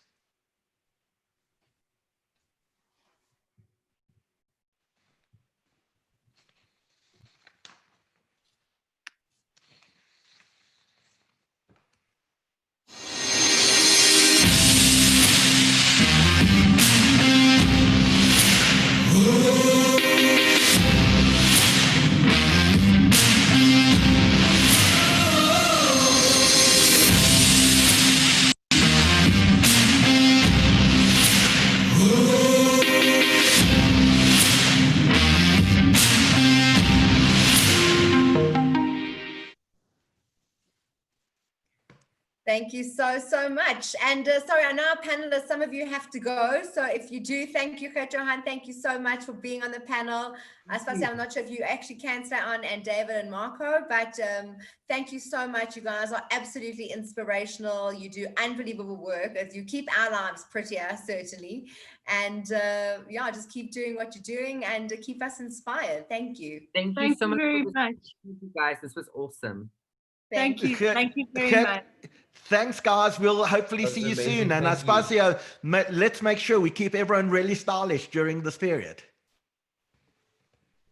Hey guys, if I can quickly sneak in, like I mailed Howie before, like I thought it would be cool for the viewers, but like just because this is one of those amazing evenings, if you guys go and shop online for more than 600 Rand on macosmetics.co.za, type in Marco 15 when you check out and you'll get 15% off. Like I thought I'd sneak that in there. That's marvelous. I'm writing it down right now. So Marco, tell us that again really slowly. Where do we go to? Amazing. So if you shop online on macosmetics.co.za, and when you're checking out, you type in Marco 15 in the promo code section, you'll get 15% off. And like, I know a lot of ladies are saying like, oh, I'm not wearing makeup. I know you guys are wearing makeup the same way we wear makeup to the gym. Like, so 15% off. So, Marco, if I type in Marco 25, do I get 25% discount off? No. Okay, how are you stuck up? That's absolutely amazing. Marco, thank you so much. So anyone Thank go you to guys so much. macosmetics.co.za, type in when you check out Marco 15 and you'll get 15% off the value of your purchase. Marco, that's very generous. Thank you so much. You're more than welcome to stay with us. So if you have no other plans, stay on the panel. If you need to go buy your alcohol because we are now allowed to drink again, you can hop off as well. But in the interim, let's talk, in fact, to Nikki. I'm going to turn on Nikki's camera and ask her to unmute herself. Nikki, you should be with us in a moment. See, if the liquor stores are open, perhaps the panelists have gone quickly. So we'll bring her on now. There we go. She is nice. Hello, good evening. So nice to have you. So lovely to be here. Thank you for inviting me. And before we start, I just have to commend you guys on the most unbelievable webinars that you've put together. And I've been watching most of them, and obviously now being one of the panelists, I've really been able to see what hard work you guys put into it. And you make it look really effortless, but now I really can see how much goes into it from behind the scenes with Danny and Britt and yourselves. It's incredible. So well done. Thank you. We're so glad you could be with us tonight.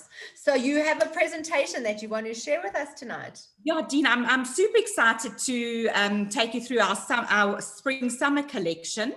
It's obviously just a tiny tip of the iceberg, but I've chosen like a few key themes to show you. So I'm just going to share that with you guys and start taking you through. Okay, are you seeing the screen? We are now, it's up, yes. Okay, great. So this season's for summer, it's all about dresses. Dresses are one of the key pieces.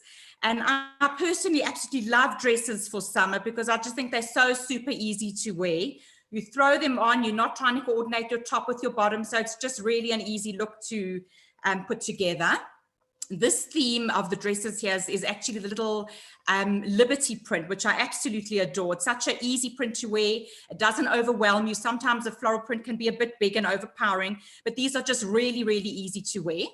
And then you can just up the ante of the dress with your accessories. You can see the straw hat in the photo, a key piece like the sequin evil eye bag. That's such a big trend to come. So there's really lots that you can actually do to dress up your the actual dress. And then you can add a jacket or like a biker jacket or a denim jacket, and that can winterize your dresses as well. So a dress can take you really, you know, quite the way through a season. So it's a great item to invest in. We're going to go to the next slide. Here again, you can see the little Liberty inspired print. You obviously travel quite a bit, so you get your trends. Obviously, we're a season behind, so we're always following sort of North America, Europe. So you obviously go, you do your buying trips, and that's where you're getting your trends. Yeah, so basically what we're seeing here is either from Italy or France. We do a little bit of our own production as well locally, under the Cocoon label, which is a super successful label for us, especially nowadays, because I think it's really on trend now with everything being really relaxed and comfortable and cozy. And it's like really an easy item to pull off at the moment, especially working from home. In fact, I think why we've actually done relatively well during these COVID times, Dean, is because that we've been able to offer people stuff that's really easy to wear. We don't have those structured, tailored, corporate kind of pieces. And we're finding that even our clients that are in corporate that maybe before could only wear our outfits on weekends have actually been able to wear it all the way through. So we've been lucky that we've been in that niche market that really you know, people have been able to look good. And as to, you know, to reiterate what the other panelists said earlier, how, you know, fashion has got such power. And if you look good and feel good, even if you are in lockdown, it creates a positive energy within yourself, which is then contagious and filters onto the other people that you happen to be locked down with. So it's an incredible tool, actually. And I think people have really embraced it. And we've been surprised how many online orders we've got and how much people are buying still. And I think it's because of that. It's an amazing morale booster, actually. It's interesting you say that, yeah. So yeah, back to here, as you can see, again, super easy. I love the way they've patchworked this floral. And again, throw in a denim jacket and yeah, you're good to go on this one. So we'll go to the next slide. Now I'm loving this particular trend of the shoulder pad t-shirt. We actually have two in store at the moment, which is on the right of your screen. And I think it's a fantastic look because the shoulder pad actually changes the silhouette of your body. It actually gives you the illusion of having a smaller hip, a smaller waist. And again, you've got the Liberty print in the wrap skirt, which is such an easy piece as well. The little tie tee is amazing as well, just defines the waist. And you can see that all these looks go effortlessly with a sneaker. We've actually launched this new sneaker brand in store, which is called Vanessa Wu, which is from France, which I'll talk about a little bit later. But you can see how all these looks will be amazing just with a wedge or dressed right down with a sneaker, which I love that look. So we'll go to the next slide. And again, here we've got more of our maxi dresses. Now, if you look at the model on the left, the blonde model, she actually came to us and she had just had a baby about 4 months ago. And she was super self-conscious about her waist. And yet when we put that belt around her, it actually gave her a beautiful waist. I think a lot of the time women are actually scared about defining their waist. They don't think they have a waist, but don't fall into that trap. And we've actually got a range of belts that we've got in store all the time, which are like these raffia stretchy belts that just complete the outfit. I just absolutely love the way it defines her waist and just breaks the dress a bit. So those are great. And again, you can see these are our Vanessa Wu, the more formal shoe. And I love the stacked heel. And these also are equally great with the dresses. We'll go through to the next slide. I love this. This is one of my favorite looks. It's so different and so much fun.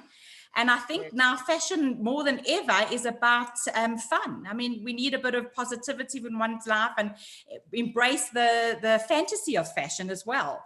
So this really taps into that trend, and it's a whole graffiti vibe. So we've got the little pencil skirt, we've got the pant in the middle, and then we've got our signature harem shorts, which we've got the hugest following for them. And again, I'll talk to you again more about the harems, but that's just such a popular look with us and a real signature Nikki piece that I think started, sorry, Dee? So no, because I'm saying with the shoulder pads and stuff, it looks like, and these sort of more character kind of stuff, graffiti, it looks like we're going more back to the 80s. Is that kind of where we're headed? Yeah, it's got that look, definitely does. But I think you can do so much with it because, as you say, you can, you know, mix up the tops and what have you. But the harems started off with maybe a more of a modest clientele who didn't want to wear pants. And now it's really gone into the broad market. And we've really got people that follow us religiously for those harem pants and come in whenever we have them. And it's a huge, huge market for us across the board. So that's an interesting one. We'll go to the next slide. And again, we've got this Aztec theme, which is a lovely, great theme. And this is another maxi type dress.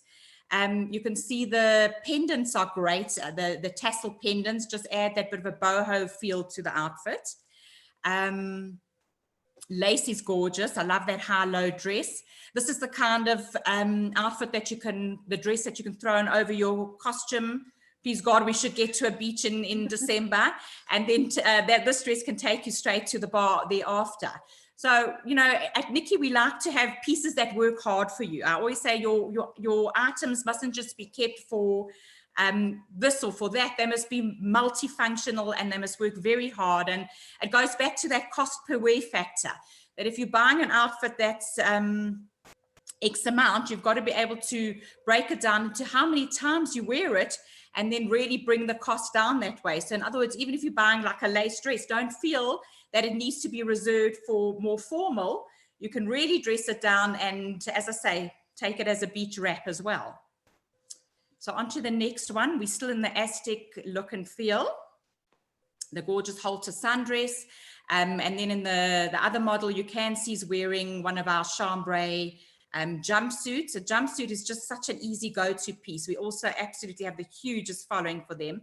It's similar to the dress. You just throw them on, and we've got them in harems and regular, and yeah, just a super easy piece. You can belt it, accessorize it, and really make it your own. Add your own accessories to add that extra punch to it. On to the next one. You see it further Aztec. Black and white is just so easy to wear and just never dates. And these are just very striking pieces. Amazing to wear with a gladiator shoe as well. You can see the model on the right's wearing our Ben Simon range. And the Ben Simon is also, we've got a cult following for that tennis shoe. It's a French brand.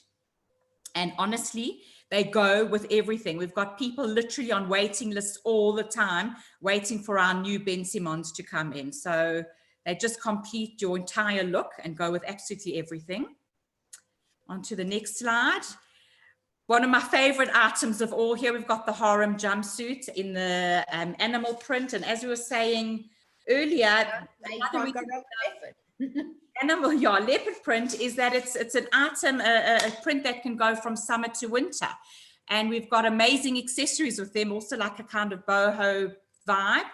And just throw it on and it just works amazing. I mean, the models both actually landed up buying these items. They love them so much. But something different, something easy to wear, perfect for holiday, and throw in a denim jacket or even a blazer and mix it up that way. On to the next slide here. A big fashion trend at the moment is that Rolling Stones mouth and tongue. I love that look. It's just such an edgy feel to it. And yeah, it just says it all. Don't even have to accessorize that one. It's all done. And yeah, the one piece is just brilliant. You just can't go wrong. You put it on and it's just chic. We've got the one on the right is in a linen. with the horn pendant. And this one, again, you can actually define the waist if you want. And it's got a very easy flared pant at the bottom, which is also very stylish at the moment. And on to the next ones. Okay, here we're going to discuss our favorite item, which is the harem pant. I just have the enormous wardrobe of these items, and the obsession continues for us. And this is like almost like an ethnic African-y print. And I think what you've got to do with the harem is, because it's a little bit voluminous, you've got to wear like something quite defined on the top. So this is a bigger top, but you can see that we tucked in the front, gave it a bit of a half tuck, just so that the balance is correct. So you don't have an overwhelmingly huge voluminous top with the volume at the bottom. And this has got the sequin feathers, and I love mixing up sequins. I love sequins for any time of the day, never mind the night. And I'm a firm believer to throw on a sequin jacket with your denims. So I'm a big fan of sequins, and this is a great motive with the sequins on. So we'll go to the next one. Again, talking about the sequins, we've got our denim sequin pant, and I think that's such a contrast. Who would put sequin with denim? And really plays down the denim and knocks the denim right down. And we've teamed it with a little star frayed vest top, which is just adorable. And then the one on the right, tie-dye, is an enormous trend for summer. And yeah, in all items, we've got a lot of tie-dye coming in. It's a great look. And all our basic tees are also something that people actually collect. This one's got almost like a embossed feather on it. And these are just such easy pieces to wear with everything, and pulls your whole wardrobe together. And you need a lot of these because it's the building foundation of your wardrobe. You can't have only your key pieces. You really need to have your foundation pieces to pull your wardrobe together.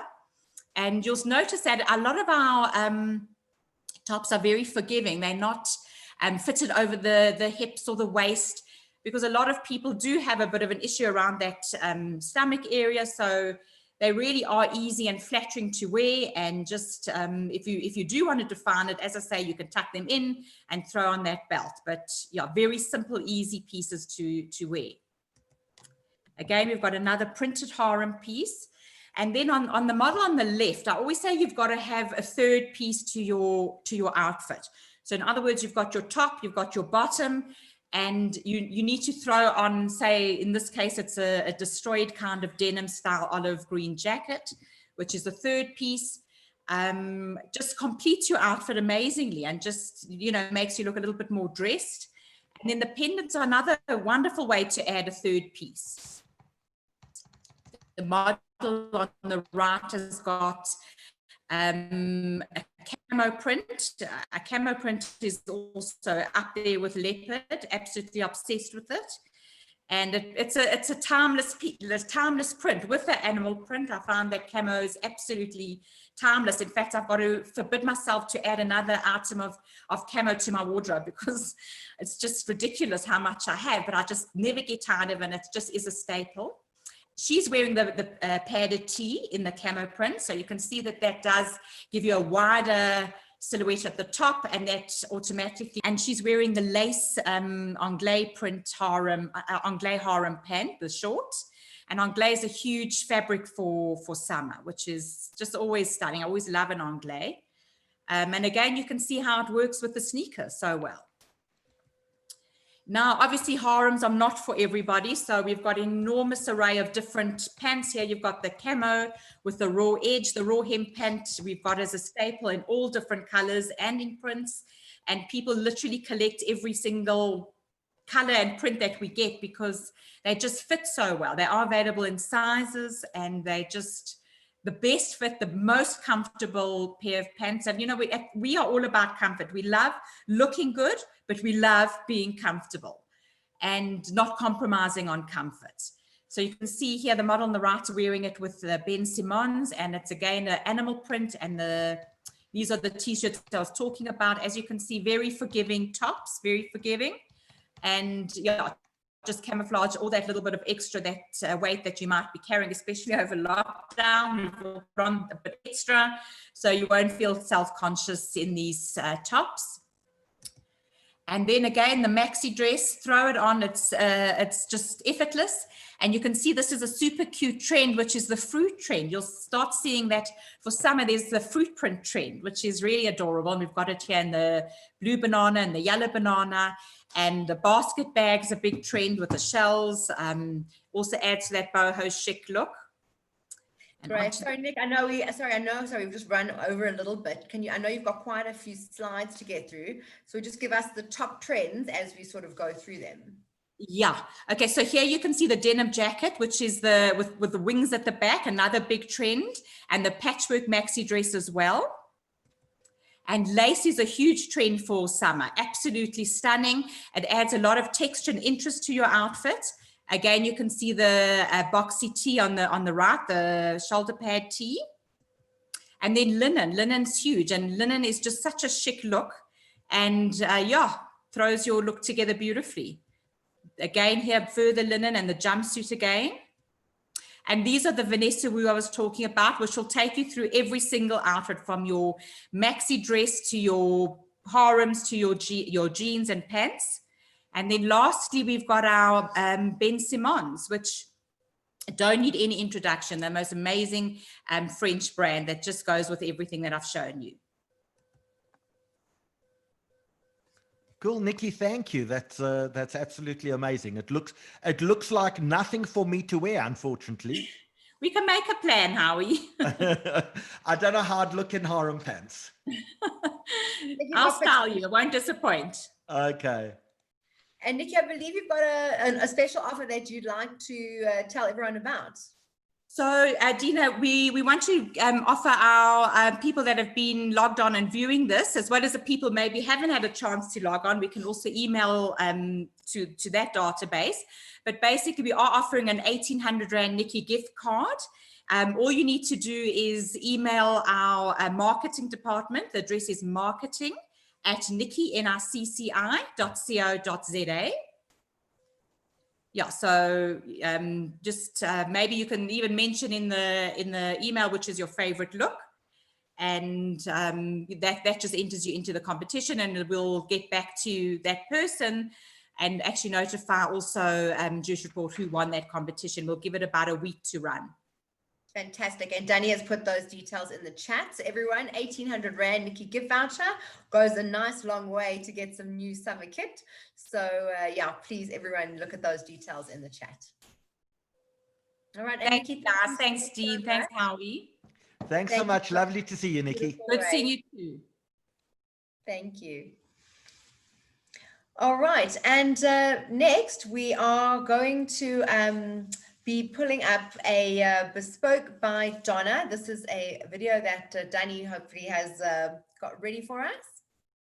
And Bespoke Jewels by Donna, but Donna makes bespoke jewelry that she crafts based on trends, based on your own personal needs. I've actually got a pendant, which is a topaz, and we are going to pull up that video.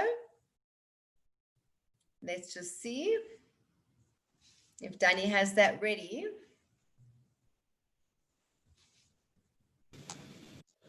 Good evening, everyone. I'm Donna from Bespoke Jewels by Donna.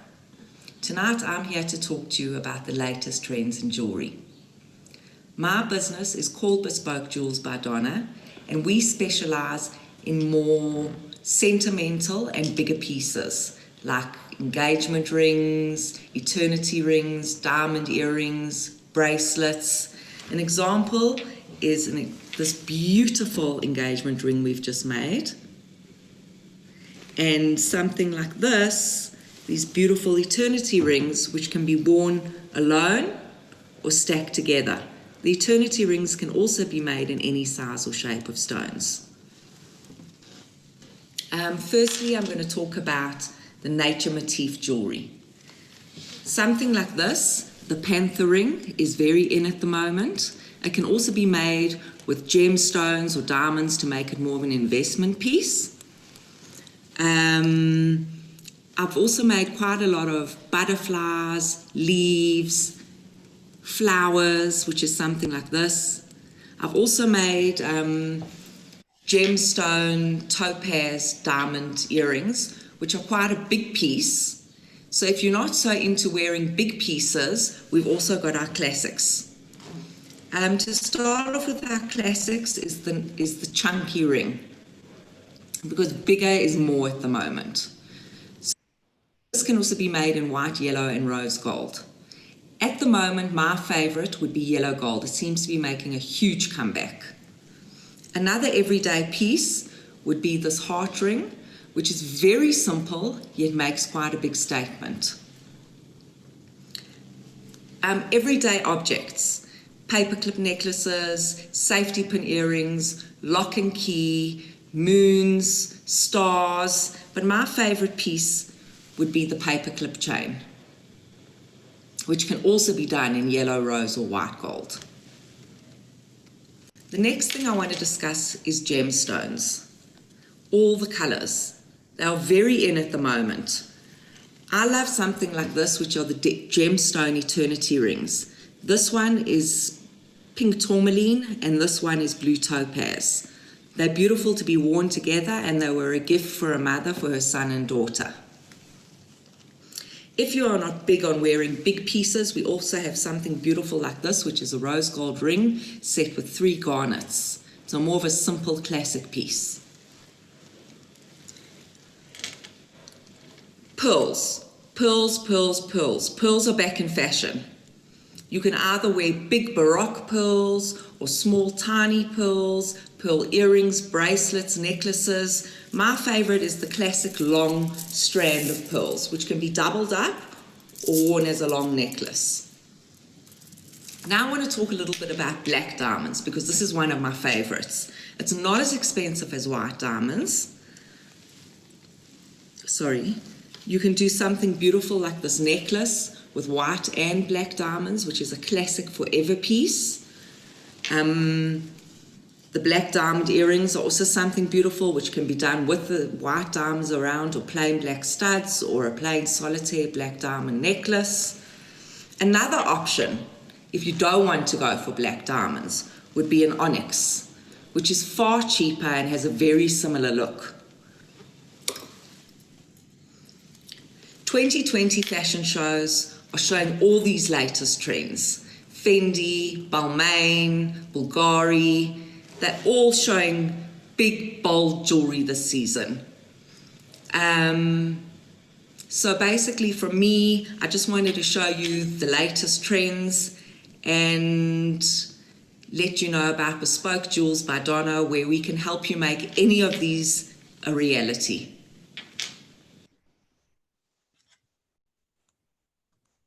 Dina, black diamonds, have you ever heard of them before? Not only have I heard of them, but I have one, a black diamond for the white diamond. So definitely black diamonds I've actually had for a while and are magnificent. And again, people don't know about black diamonds as much. So you feel a bit safer if you're wearing a black diamond, and they are a lot more cost effective. So yeah, black diamonds I'm definitely a fan.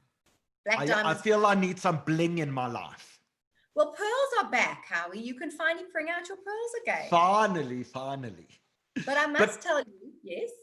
No, what were you saying? So, so as we've mentioned, Bespoke Jewels by Donna does actually make all the bespoke jewelry as well. So you can make anything that you, if the sort of the new trendy stuff isn't for you and you want to go more classic, everyone's entitled to their own taste, and that's what fashion's really about.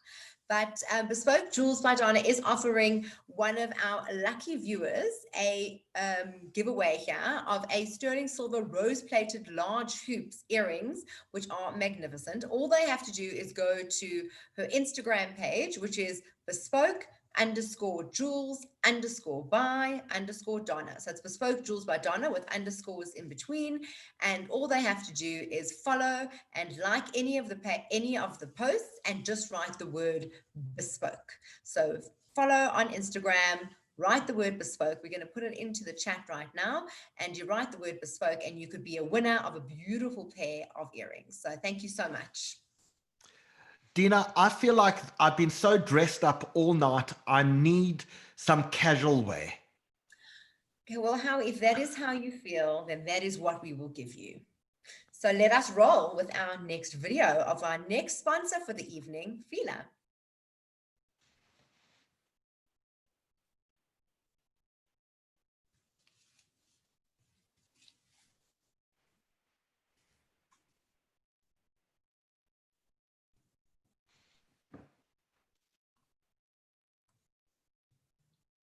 And with that, we'll also ask Laura to bring on her camera.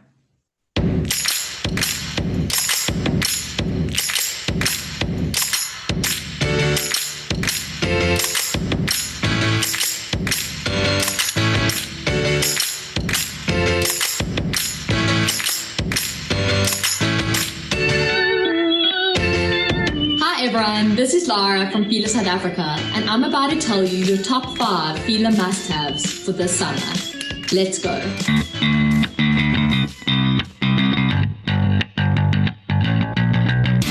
Let's start the countdown at number 5. Number 5 is the Fila mask. Fila has created a beautiful mask that is extremely stylish. It's breathable, it's comfortable, it's reusable so you can wash it. It's got 2 beautiful toggles at the back, so it's easy to put on and it's super comfortable. This is definitely number 5 on the list for your Fila must-have. Number 4 on the list is the Fila bucket hat. Guys, if you are not jumping on this bucket hat trend, you are definitely missing out. Fila has come out with incredible colors, prints, and tie-dyes just to elevate your style for the summer. It's definitely a Fila must-have. Number 3 on the list is the Fila Disruptor Adventure Sandal.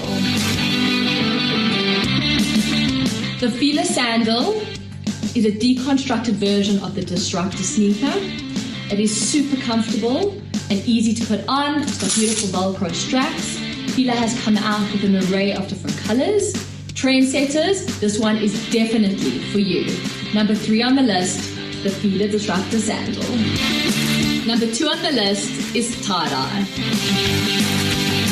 As I'm sure most of you have seen on social media, tie-dye is a massive trend for the summer.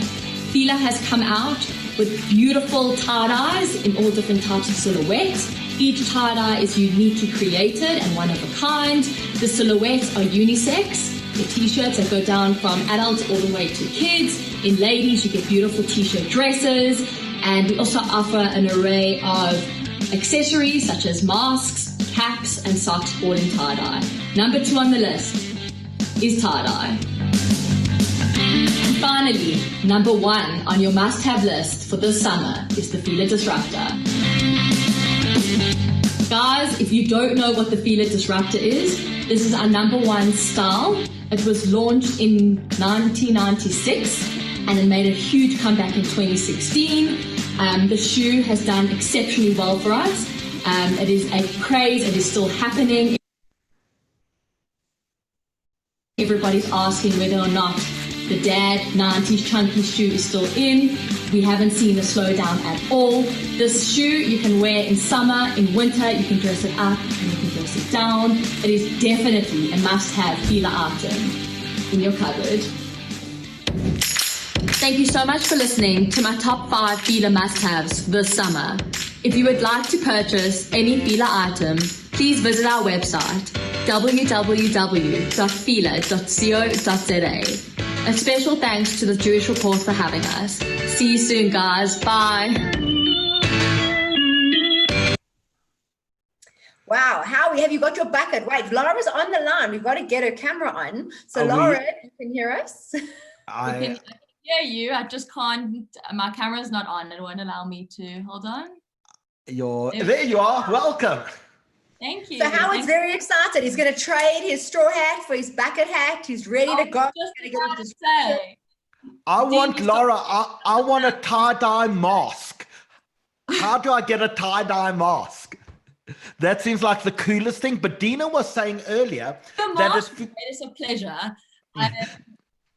Dina was saying earlier that it looks like the 80s have come back. We're seeing shoulder pads, we're seeing tie-dye. Are you seeing this as a major trend?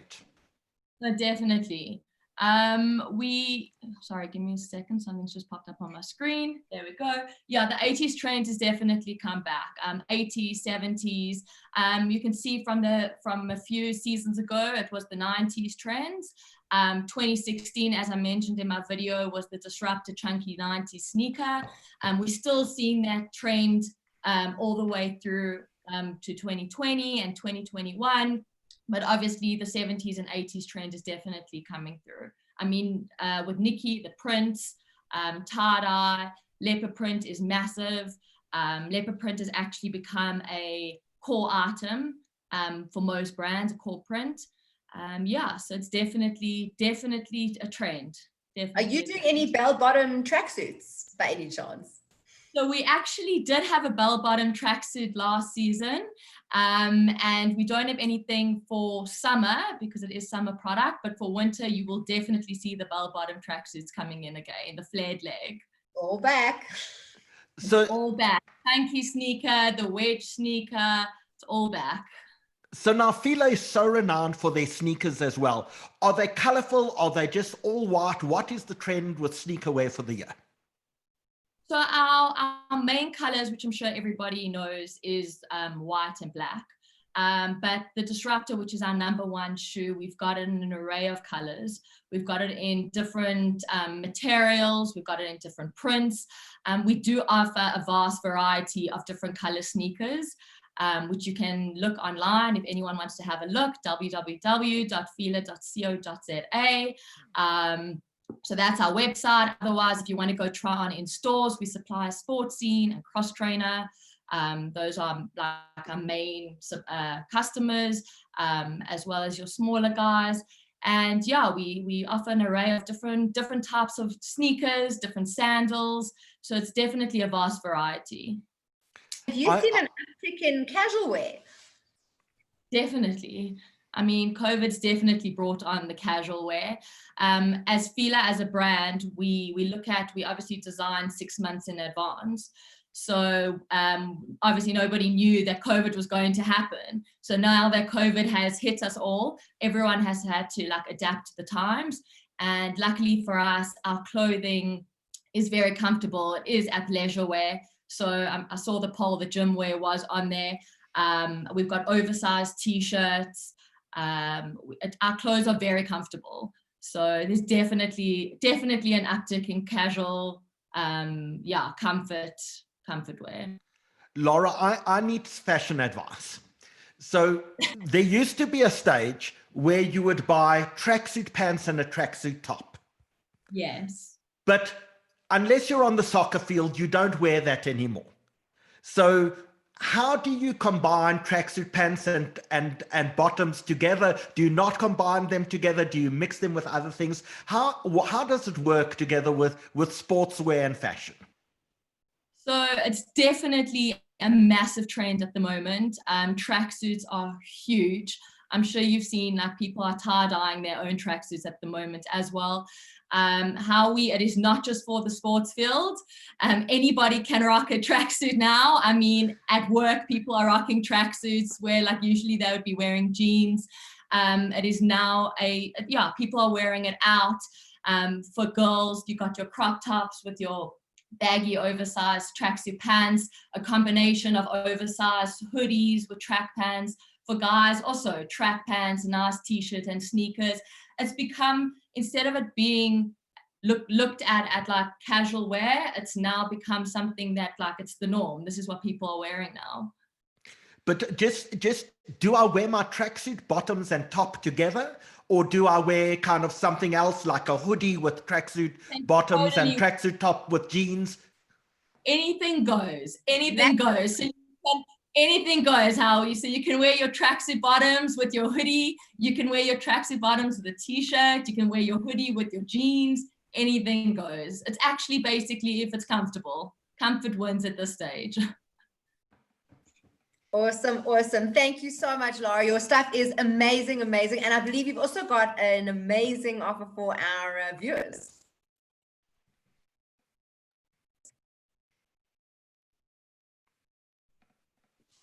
Can you hear me? Sorry, I just lost you. Oh, sorry.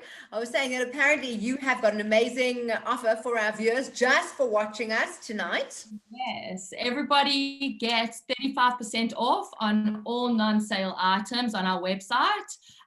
Please use the coupon code FILAJR35. And because all our new product is dropping towards the mid of September to the end of, well, till the end of the year, we've opened up the coupon until the end of September, so you guys can also buy new product. Oh, that's amazing. Laura, tell us, what's your favorite thing in the new collection that's coming up? Ooh, I have to say tie-dye, Howie. Our tie-dye stuff is really, really cool. I mean, we offer for guys, for girls, for kids. I mean, the kids' clothing is absolutely gorgeous. We've got dresses, it's sleeveless, swimwear for guys, swimwear for girls. We've just gone balls to the walls when it comes to tie-dye, and it's really exciting, and it's fun, and it's good energy, and it's just exciting. Tell me, for guys on swimwear, what is the latest trend? Are we on Speedos, or are we on baggy shorts, and how long? I think it depends on who you are. I think the Speedo guys will always wear Speedos. It doesn't matter if it's not on trend. Definitely shorts. I wouldn't say shorts below the knee, definitely just above the knee. And yeah, just very quick, anything that's quick, dry, and comfortable. But Howie, you want to go with your Speedo? Go for it, Howie. Thank you. My tie-dye Speedo, I'm going to go find right now. Howie, we can give you a feeler one if you want. You know, if I'm wearing a Speedo, I expect everyone to feeler me. So, Laura, thank you so much. An offer of 35% discount is an unbelievable offer. We've posted it into the chat, so people should go onto the website, which is www.feeler.co.za. You can buy anything on the website other than sale items. Put in the code FILAJR35. You'll get 35% discount off, and that code lasts all the way until the end of next month, end of September, so we can get the new summer range as well. That's an unbelievable offer. Thank you so much. We're going to play you out with a Fila ad. So, Danny, please, won't you show us the Fila ad? Laura, thanks so much for joining us. Thanks for joining us. Thank you.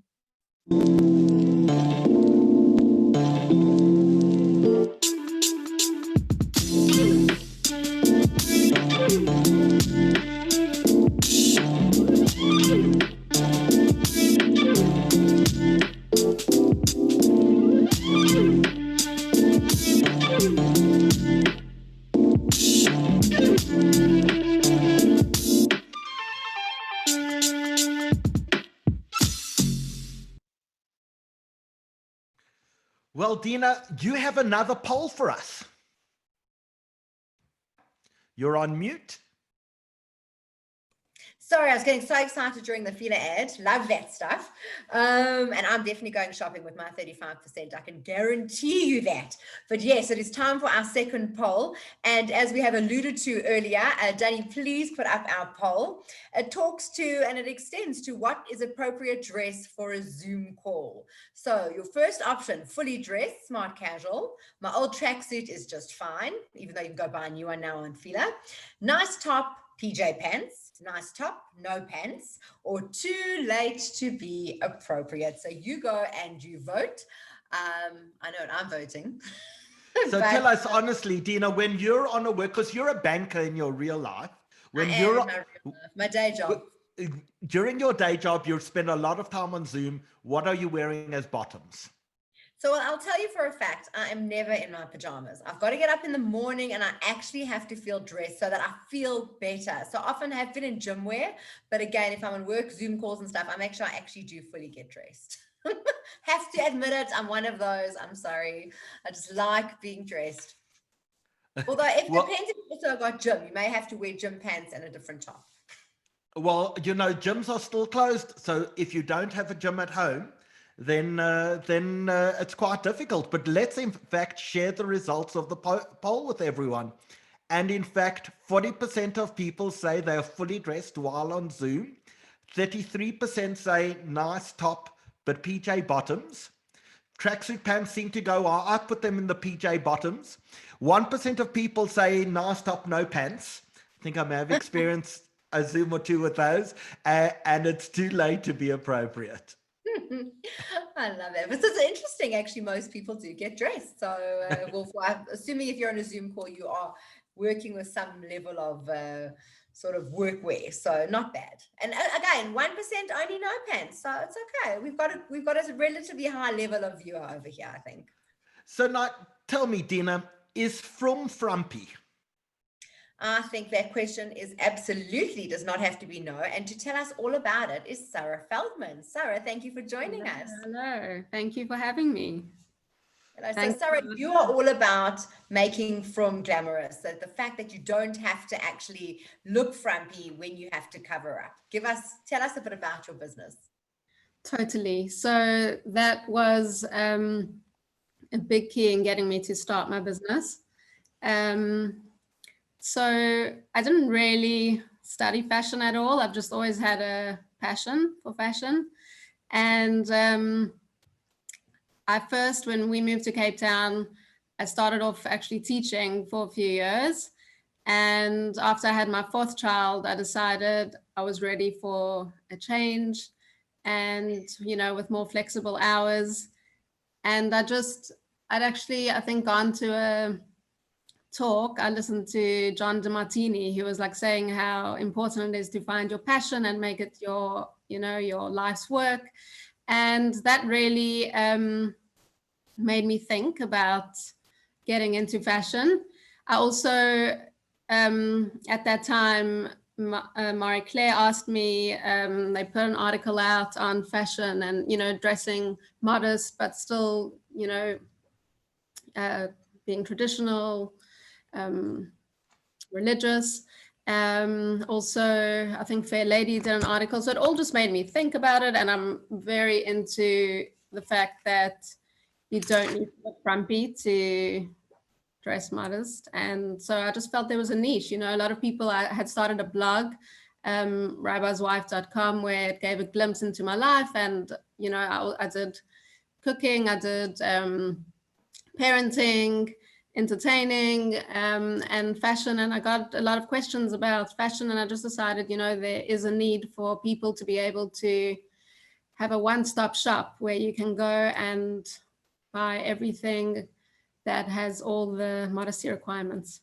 Fantastic. And I believe we've got some images of all of your stuff. So we'll bring that up for you. Big thank you to Howie, because I didn't send it in the correct form right before Shabbat. So Howie loves a challenge. He's got nothing else to do. He loves working full time. Thanks, Howie. I appreciate it. Rabbi Nachman Meuman, Rabbi Nachman Meuman,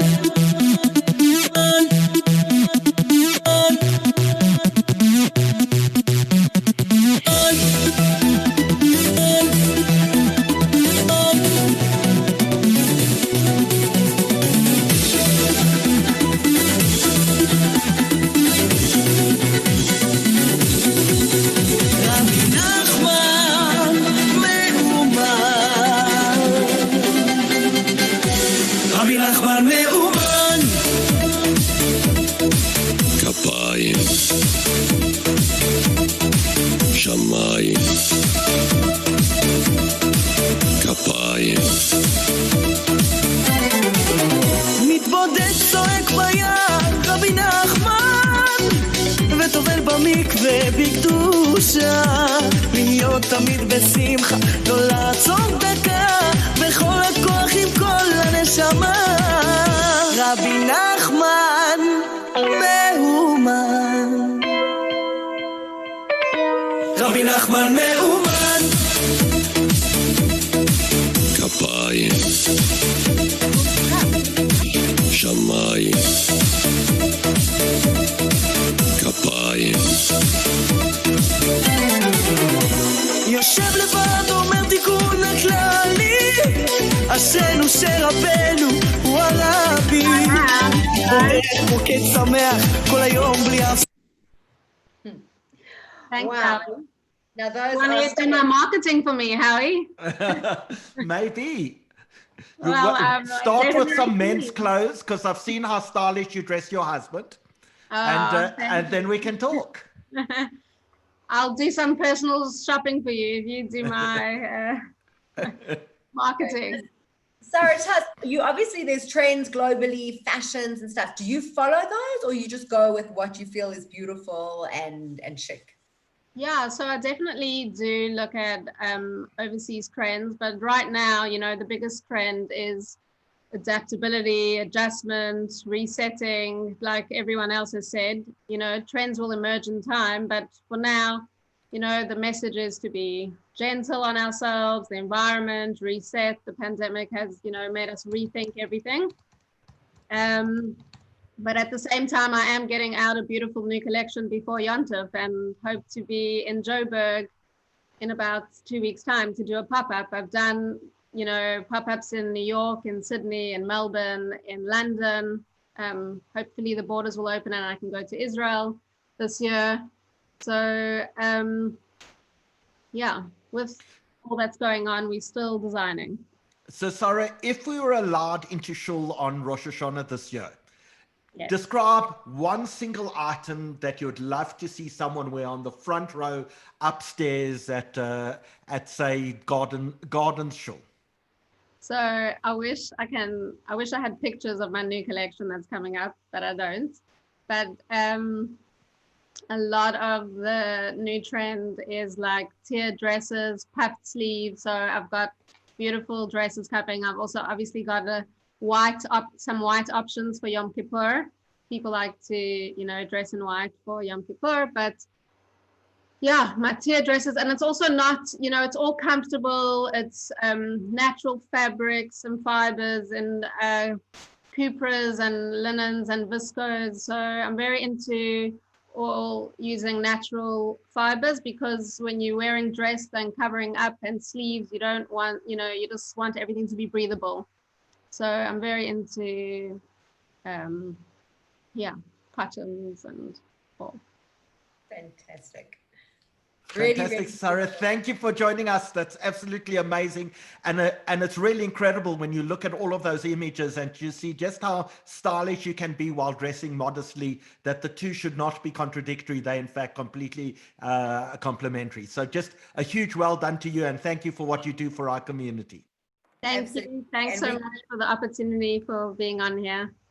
It's a pleasure. We're going to post your website and your Instagram handle on our chat shortly. So okay, just cool. And then just last minute, I just want to offer the participants who are here tonight, if they want to go onto my website, promo code SF15, and you can get a 15% off for a 500 Rand spend. So just if you want to get something before Yontif, go for that. Go for it. So just quickly tell us, your website is sarahfeldman.co.za. Yes, and then the promo code will be capital SF and then 15. Fantastic, and that's on the spend about 500 Rand. Sarah, thank you so much. We look forward to seeing you in Cape Town, hopefully as soon as we can travel. Cool, Garden Shul will be waiting. Good, fantastic. So ciao.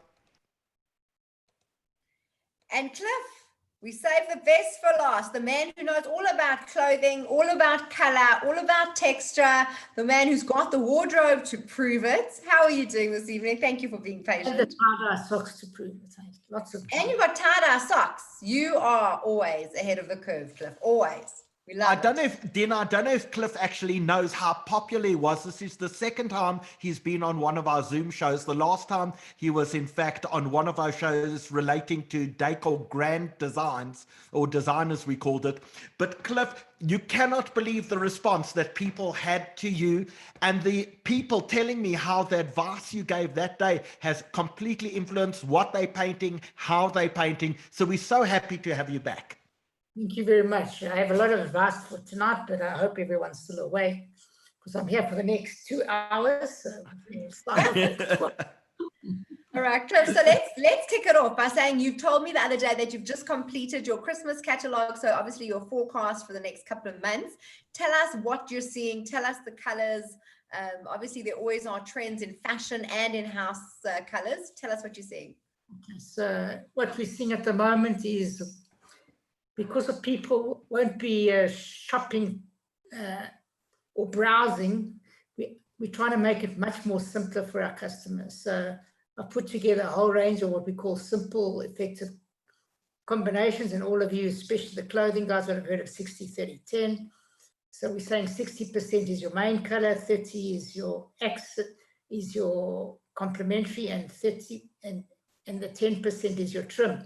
So we're working closely together with Dulux. You can see I've put together quite a few ranges. So Cliffy, can I actually stop you there, because I'd like to understand a little more about 60, 30, 10. Okay, So if you go to the next slide, I haven't heard that. You go to the next slide, you can see your main color is the darker brown. Your secondary color is the like creamy, and then you've got the burgundy sort of feel. So is this a new trend, Cliff? Is this a new trend that people are painting various colors? 90s, but it's a trend in fashion, especially in painting, where if you don't want to be just simplistic, it makes it easier. A lot of people, let's be honest, haven't got the style to choose a color, and they're scared. People are scared to choose colors. It's like having a suit made. You don't know what you're going to get. It's the same as tinting paint. You don't know, is the color going to come out? And there's lots of theories, which I can talk about maybe at the next one we do. So it makes it a lot easier. You can see there's a palm smoothing one. Also lots of grays, introducing a bit of blues and greens, which I believe is the new way of looking at things. Green offshoots, new life, new world, which we'll talk about. Next one is relaxing and fresh. You can see again a lot of gray. And tonight we're going to talk mainly about interior, because at the moment people aren't really letting contractors into their homes because of COVID. So they're spending lots of time on the inside. We at Builders are seeing a massive upturn in renovation, obviously, because I say now's the time to invest in your home. Unfortunately, with booze and cigarettes coming back, we will lose a bit of turnover. So it's not good for the building or the decor industry, because a lot of disposable income is going into painting and renovating and spray painting. Spray painting, by the way, has become a massive part of our business in the last 4 months. We were up over 100% in spray paint. So what are people spray painting? I think they're doing gates, kids are riding their bikes in the jungle gyms. So they're patching. Right. Also, it's good to use specialists like ourselves, color designers, space designers will all help. But there's lots of color theory, which we won't have time for tonight, which I hope to do. Next one. Okay, Dulux also have this picture before you paint it. You can take a picture of your wall, and scan it, and it'll tell you more or less what colors you're looking for. Makes it simpler. This is my favorite one. Funny enough, this color scheme I worked a lot with Stephen Folk many years ago. We did quite a few houses in these colors, and it's my favorite combo. I love the beige, the gray, the purple, and my favorite color. Anyone will call me Mr. Lime. I love lime green or chartreuse. So Cliff, can you actually tell us how many colors can you paint on, say, the exterior of your home? Like, is it 2 or 3 maximum, or should you think of potentially more, or is it one color for the outside? I prefer one color for the outside, because it depends what style of the house. I mean, I've just done a few houses in our own complex where they used to have lots of, some of them are Tuscan houses, as we know from the 80s and 90s, with all that corbelling and cornicing. And you find if you do that, the darker color that most people did, your eye tends to go to the trim, and you forget how, and it makes your house look smaller, in my opinion. It depends on the house. If you want to make it look bigger, I wouldn't trim it. Also, the trend is black. A lot of black garage doors, black gates, because of the grey. And as we know, it's always good as a decorator to use a little bit of black in a room, brings out colour, brings out everything in the room. And that seems to be happening on the outside.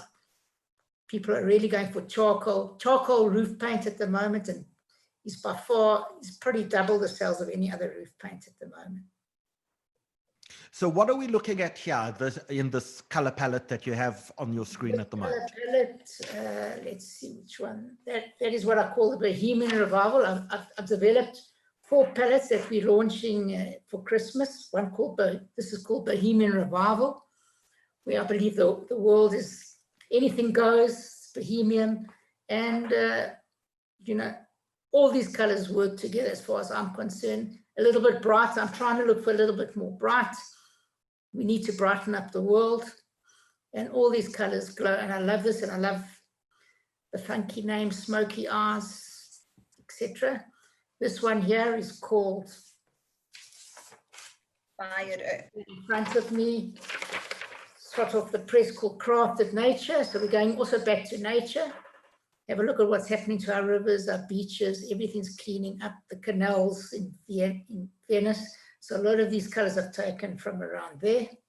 The next one. Clifford, this one has got bright blues, bright reds, bright yellows. Where would you use something like that? Mainly trim colors, pillars, feature walls, behind headboards.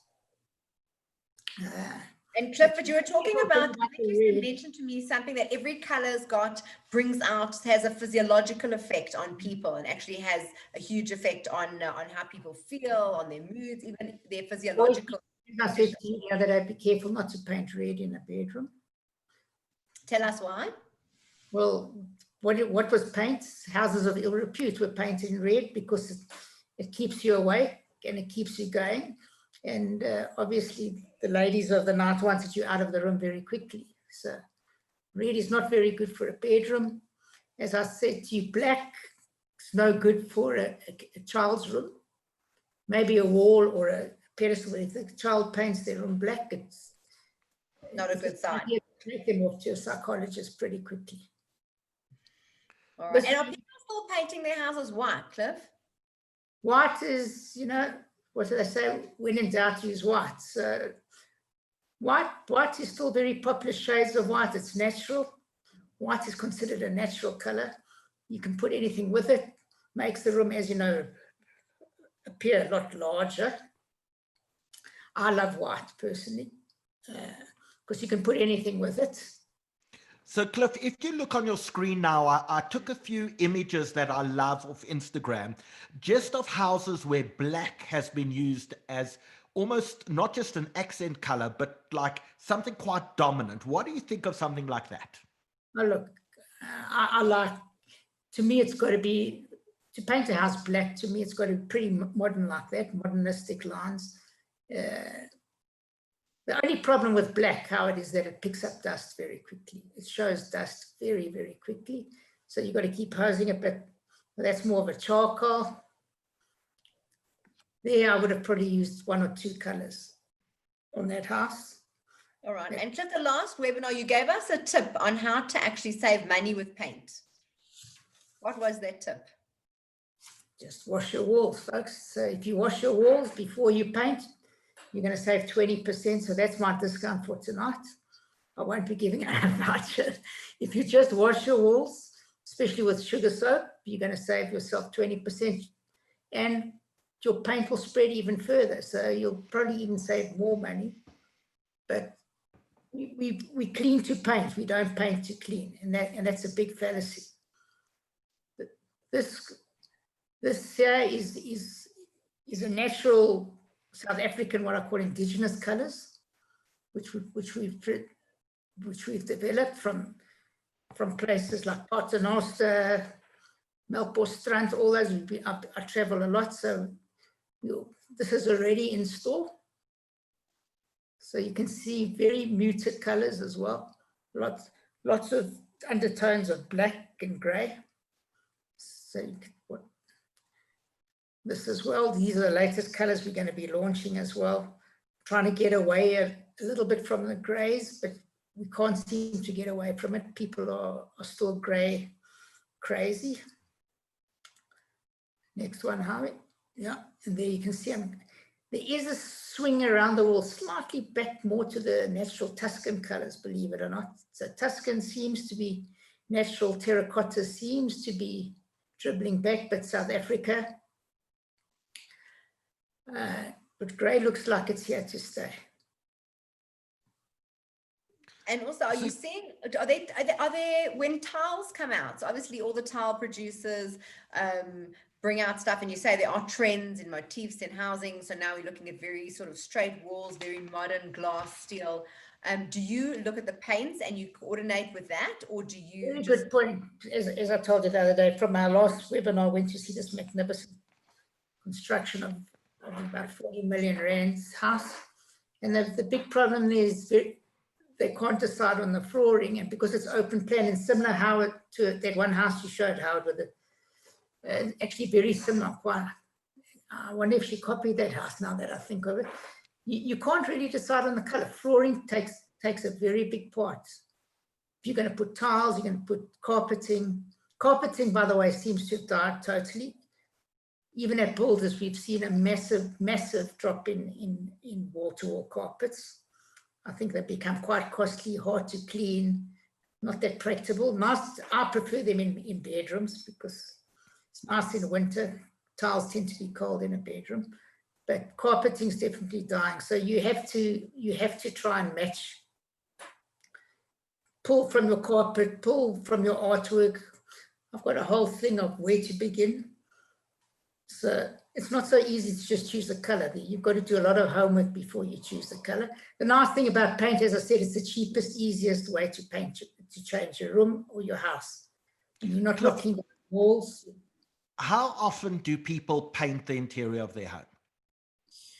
Well, it's changed a lot. In the old day, I would say 5 to 10 years. Now it's the latest average is about 3.2 that we've worked out. Why? Because people have been inundated with media, magazines, DSTV, all the home channels, people getting inspired and excited. So they say the brighter the color, the quicker you want to change it. You get bored of brighter colors a lot quicker. But the nice thing about bright colors, you can just buy another can and paint over it. But bright colors are definitely to be wary of. If you don't want to spend a lot of money or keep changing, bright colors will force you probably to change within 2.5 years, 2 years. I think we've seen when you drive through the northern suburbs of Johannesburg, you see every new townhouse complex is grey. You know, 10, 20 years ago, it was all done at a Tuscan red. How long do you think grey will be around for? And is this just another passing phase? In 10 years' time, will we all be painting another color? Well, everyone said grey wouldn't last that long. I think we're into our 4th year now of grey. So it's quite surprising, but surprising even when I was in the UK and America and Europe last year, everything's grey. Everyone is grey. So I like grey with a bit of brown. We have a color called Innovate. Just remember that, folks, Innovate, which is a magnificent color. I've done a lot of houses in the last few months. It's grey with a bit of a brown undertone. So it's not too dark. It's not too dull. It changes color with the light. I love it. I think it's my favorite color at this time, if you go in the grey route. So Cliff Merle, who's watching us, says, could you please suggest resources for color ideas? Where do you actually look? Okay, so I've written a whole chapter on that, which is on this sheet here. I'll quickly run through it. So there's lots of ways. So to inspire yourself, you've got to look at inspiring images and objects. So books, magazines. I always use the trick in all my stores that I used to own at one stage is that people were uncertain of color. I looked at what they wore. So it's a nice trick to use. So if you're into wearing blacks and, okay, I don't say paint your house black, but if a woman will walk in purple and say, you know what, I don't know what to do in my bedroom, and it was quite easy to look for the mauve or pink tone. So look at downloads, postcards, menus. Sometimes you see a color as you walk past and say, I love that color, I'm going to use it. So wrapping paper, fabrics, rugs, there's lots of things. So Cliff, just tell me, are there apps? You showed us a little of the Dulux app. Are there apps where I can take a picture of my home and then see what it would look like in a different color? Let's go and have that app, yes. You can. So give us one or two apps to look at. Plascon, you say the Plascon app? Dulux or the one. And I'll be able to take a picture of the room, play around with it, add colors around with it, and see what it would look like before I even put any paint on the wall. You don't really get a great, on the screen, you don't really see the real color. So that's why if you go to Boulders now, you'll see we're introducing, at the moment, we've got about 180 different colors in sample pots. So I always suggest take a sample pot home if you're not sure, paint it, different walls, north walls especially, or south walls if you're doing outside and inside. Because there's a whole chapter that I've written here on lights, how light affects the paint. You have to look at it in the nighttime, daytime, east sun, west sun. It's amazing what's happening, especially what I've noticed in the last few months, how with less traffic, obviously the atmosphere and the air is much cleaner, and it's amazing how the light is reflecting much more different on houses, because in our complex, which is, we have 102 houses in our complex, and obviously being locked up inside here, I walk a lot or run a lot, and you see how in different times of the day, how different the houses look. Wow. Maybe because I'm here longer, so things, I like to test things.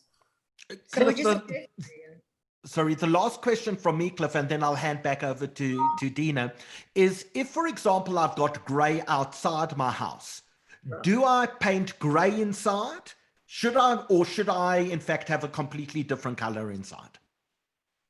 Well, it's up to you. So I've got a whole chapter that we'll talk about another time, and what colors I believe should be used in different rooms. But it's always nice to have a sort of flow, but they always say lead the nature from the outside to the inside. So what works with grays? It depends, again, what's in your inside. What flooring do you have? What ceiling? Are the high ceilings, low ceilings? Do you have tiles, laminates? So let's look at the room you're in at the moment. You've got grey walls, a white roof. Must the roof always be white? Definitely not. There's a trend now saying, paint it whatever color you like. So remember, a white roof makes the room always look bigger. The minute you change the color, it lowers the room. So fortunately, this room's about 2.7 meters high. So I could probably have got away with an off-white or a pale gray. Just remembering also to warn listeners, everyone's crazy for gray, but it's a cold color inside. It's definitely in winter, it makes the room definitely 3 to 4 degrees colder. So as nice as it is, and it's very cold. The nice thing about gray, if you read about, there was a world famous colorist called Faber-Burn, and if you look at the NCS color system, which is the most international color system, the best way to check color out is on a pale gray. One of the NCS colors is used worldwide to check colors against it. So I like black, funny enough. I like checking color against black. And if you look at what Woolworths have done, you look at the Builders Warehouse stores, for those of you who don't know, the Builders Warehouse store in Boksburg is the first South African store to win a world award for being the best retail looking store. We won it a few months ago. It's worth having a look. And most our shelving and our point of sale is in black. It just brings out the color, it brings out the goods. But gray, if you want to check your fabric, you want to check your paint color, check it against the gray. That's just how it works. Great, thank you so much, Cliff. I mean, you always are an absolute mind of information when it comes to color, when it comes to paint, interiors, clothing. You always give us a lot of inspiration. Just to leave you with a few things, I always say you don't want your rooms to feel right. You want them to look right. So that's where I differ with some decorators. it's nice to have all the things in, but you want it to look right. I think you would go with the feel, but you want the look. I prefer the look than the feel. So just remember that. So the texture paint and stuff like that, is there a difference in terms of sort of longevity of the textures paint? You must remember textures also change, absorb the light a lot and can make a room dark. It depends on the texture. I love texture. I don't like all four walls looking the same. If you look at the walls in this room, the one is a suede finish and the one is a metallic suede. We make metallic suede, which is magnificent. So, and it just plays with the light if you want to play with the light, and it gives you warmth and depth.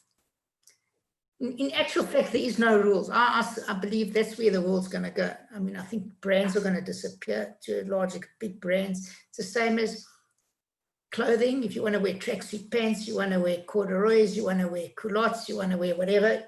And I've seen it throughout. I've been predicting this for a while, that I think anything will go for the next 2 or 3 years till the world settles down, I think. Absolutely. Cliff, thank you so much. You are amazing. You're an absolute mind of information. I don't know if anyone knows that you were actually part of the Plascon family at the beginning, the founding. So you just bring such a wealth to the whole show, and we thank you so, so much. And yeah, we hopefully will see you soon. Yeah, I'd like to talk a lot more of how to choose the color. You know, there's a lot of tricks to choose in color. Thank you very much, and thanks for the great shows you've put on. Thank you. Isn't Cliff amazing, hey Dina? He is phenomenal. First of all, he's always full of information, and he's always full of different stuff I'd never heard before, but not on just one subject, and not on just paint, on the colors, the interaction of everything, and clothing. He's an absolute guru on clothing, on the trends. He's amazing. It's amazing, and we've always had such amazing feedback from people and from viewers. It's really great to have him. So just before we close up for the evening, we're going to look at the Mantis advert again, because we really messed it up at the beginning of tonight's Zoom. So let's actually go back to the issue of security. It's one thing to have your house looking good, but let's make sure it's secure as well. So Danny, play us the Mantis ad.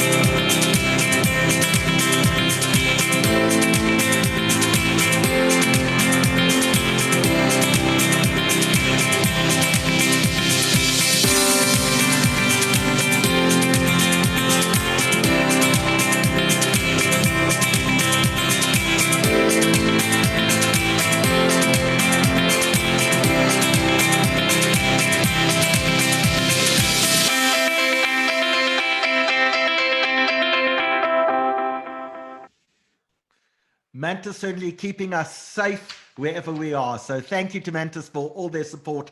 Great to have you as part of the team. So Dina, tonight's been a very interesting, fashionable, cool, trendy night. Oh, it's been fascinating. I mean, to have the likes of David Tlale and Gert-Johan Coetzee, I mean, they are just world-renowned. They've, as you say, dressed celebrities from Oprah to Kourtney Kardashian to local ones like Bonang and Minnie Dlamini. They were just phenomenal. To have Aspasia with us, and also, I mean, from a MAC perspective, that is the guru of gurus of makeup artists for the whole of Africa. So amazing to have Mario, amazing to have Nikki Boutiques, to have Fila, Spoke Jules by Donna, Sarah Feldman, and Cliff. I think we had such an amazing lineup of people with so much knowledge and so much wisdom and so much success that it really is fantastic. I'd love to know from the people watching what they actually like the most. Whose designs, what fashion, what actually resonates with people. For me, looking at some of David Tlale's designs, I was absolutely blown away. His stuff is just remarkable. I wonder, How much does one pay for a David Tlale or Gert-Johan Coetzee? So you know what? I think it's sort of how long is a piece of string. So they've both also more. They can do anything from absolute red carpet for the celebs, which I'm sure does cost in a minimum of let us say minimum of 5 digits just to start. But they've also got hoodies and tops and shoes. I mean, David, I don't know if you saw the men's shoes that David Tlale has. They are beyond spectacular. I think they look comfortable, but they're elegant. They're super chic. I think that embodies him himself anyway. But he wears very easy to wear stuff. So you're gonna pay a few thousand, but sometimes it's starting at like 1,200. So depending on what it is that you're buying and what items, they both have online websites. So again, it depends what you're looking for, from bags to shoes to outfits to runway to red carpet. It really is up to you. So we'd like to know if we inspired you this evening to go out and buy some high fashion. I think tonight was high fashion and fashion misdemeanors. So we'd love to hear from you. Please leave us a message in the chat, and we'll see you again this coming week with more webinars. Thank you so much to everyone who joined us. Please remember to follow us on Instagram. Danny will leave up our Instagram details, and please just point your camera at it. It should, in fact, open up Instagram and allow you to follow us. And we'll see you later on the week. Dina, thank you so much for putting tonight together. Danny, thank you so much for doing all the controls behind the curtains. And we'll see everyone as the week progresses. Good night to you all. Good night.